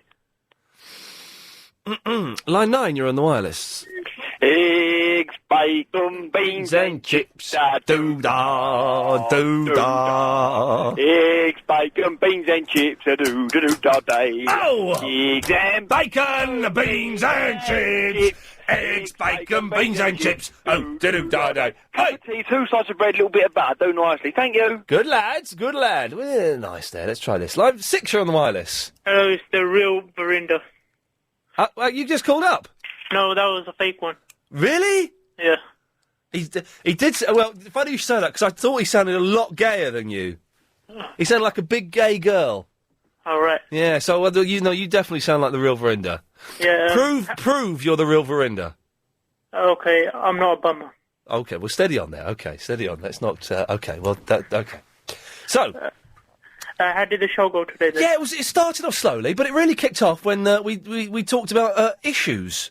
Oh, yeah, something about your cat or something, isn't it? Yeah, it was about my cat. Yeah, that was the issue. What was it? What was the issue, though? Should Scott be allowed to hunt my cat? Yes. No, we agreed no. Okay. Okay. And, do you know from Music Thursday, yeah? Yeah. Yeah, I know you're not going to call me in, but... Yeah, hang on, let's just say, yes, you're right, I'm not going to call you in for Music Thursday. Yeah, but can you have some hip-hop type of Music Thursday or rap or something? No. Why not? Because it's rubbish. Can you have a poll or something that... Well, I don't know, we could have I don't know any Polish people. No, a poll that... What? If you rap music or... ask people if they want rap music for Music Thursday. Okay, I can ask them, but they'll say no. And even if they say yes, I still won't allow it. Why not? I don't really like it. We're getting Derek Griffiths in. Oh, all right. Eduardo's coming in this week. Okay. And we're getting someone called Adrian Teenbeat in a few weeks. So 3 next people then. Yeah, okay. I don't know what that means, but yes. And this bloke came uninvited again to the studio, didn't he, today? Yes, we did. The bloke called Terry. You brought me a kettle lead. Yeah, and you gave him all these memorabilia, and I didn't get jack. We gave him a fleece and a copy of the Craig Neal CD, yes. And you're right, you didn't get jack, yes. Why not? I gave you 70 pence, but you didn't take it. Well, 70 pence. I would prefer that, the CD and everything. Oh, well, never mind. All right, then. All right, bye.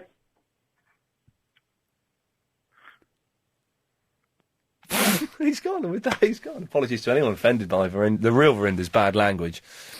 Slightly right-wing tendencies there, but I do think he's under the weather at the moment. Line 3, you're on the wireless. If you let me be a part of you. What? If you tell me what I gotta do, baby, I could change. I don't want to see another day. Okay, well then you can go. Line 4, you're on the wireless. All right, E. All right. E, I just want to say, right, love the show, by the way. Thank you. And your replacement the other week, I think I was a bit cruel to him because I said, like, we was missing you, and he was doing an okay job, but he wasn't as good as you. Which one, John Holmes? Yeah, John, he was all right, you know. He's no Ian Lee, but he's good. He's a good lad, yeah. Yeah. I just wanted to say, the old animal, I mean, I'd never want to see an animal hurt, you know? Never, but I think it's him. What really is sad is all these women out there, these old women that donate millions and millions and millions of pounds in their homes to cat charities and the like, when there are so many people dying addicted to drugs. Yes. And obviously starving and haven't got any water in the world today. Yeah, the thing I think with these, I think there's enough to give, you know, I give sometimes to animal charity. I think there's enough to... Well, it plainly isn't, because there literally are probably well over 1 million people who are starving to death. And I just think, you know, we are at the top of the food chain. Yes. And we should value human life more. Well, you should value human life more, yes, but I don't think... I don't think that means you have to be negligent to animals or cruel to them, because I'm not, and I wouldn't want to be... Hey, listen to this email, Ian. You know that we had the woman Tessa just before the break? Who that's right. The crazy one. The crazy one who was threatening me and says she knew my tailor. But she didn't actually, yeah. Yeah, well, she didn't know, because his name is Ron. Yeah. Says, Ian, you can be so wicked sometimes. That lady may really be lonely, and you're rubbing it in even more. You're horrible sometimes, and you sink really low. It's not nice, but I guess someone with such a bright side has a really dark shadow. Well, what does that... I think what she's trying to say is that quite often the clowns are the saddest people of all. Oh, yeah, we go. Yeah, I think what she's trying to say is that quite often the people who are the brightest and the funniest, quite often, as we know from comedians in life, are often the darkest. She was also saying that I was nasty to that woman when that woman was threatening me. Do you know what? To be honest, did you feel threatened? I felt threatened. It must have been a threat then. Exactly, that's the formula. Well done you, sir. Thank you for that. Line 4, you're on the wireless. Odd ode. There we go, that was fun. Let's try this one. Line 6, you're on the wireless. Hello, yeah. Well, why do you always call all school holidays the half term when the half terms are the ones in between? Well, it's just, we all know what we mean by half term. And the other thing is, why do you want to kill the animals for? Why do you want to shoot animals for? No, I don't want to shoot. I don't want to shoot animals. I'm trying to get out of it. I heard you earlier. You wanted to shoot them, didn't you? Oh, yeah, let's kill them all. Line 10, you're on the wireless. Who is Rudison Brewster? Is he famous? But for what? Is he funny? No one knows. For more information, tune in to Ian Lee on London's LBC 97.3. Thank you for that. And finally, the last call of the day, line 6. We've only got 20 seconds. It's Dave. I'm so sorry. I haven't given that much correspondent updates, but we'll talk later. It's got something to do with Nana. I think I'm starting to lose interest in her. Help me, Ian. Help me. Okay, well, I can help you, my friend. I can certainly help you avert yourself away from Anna Raven. We'll leave it there. I think that's a good enough note to end on. Clive Bull on at 8 o'clock, of course. Always worth listening to. Gary King, big quiz at 7. Nightly news coming up next. I shall see you tomorrow at 3. Yes, thank you. This show is completely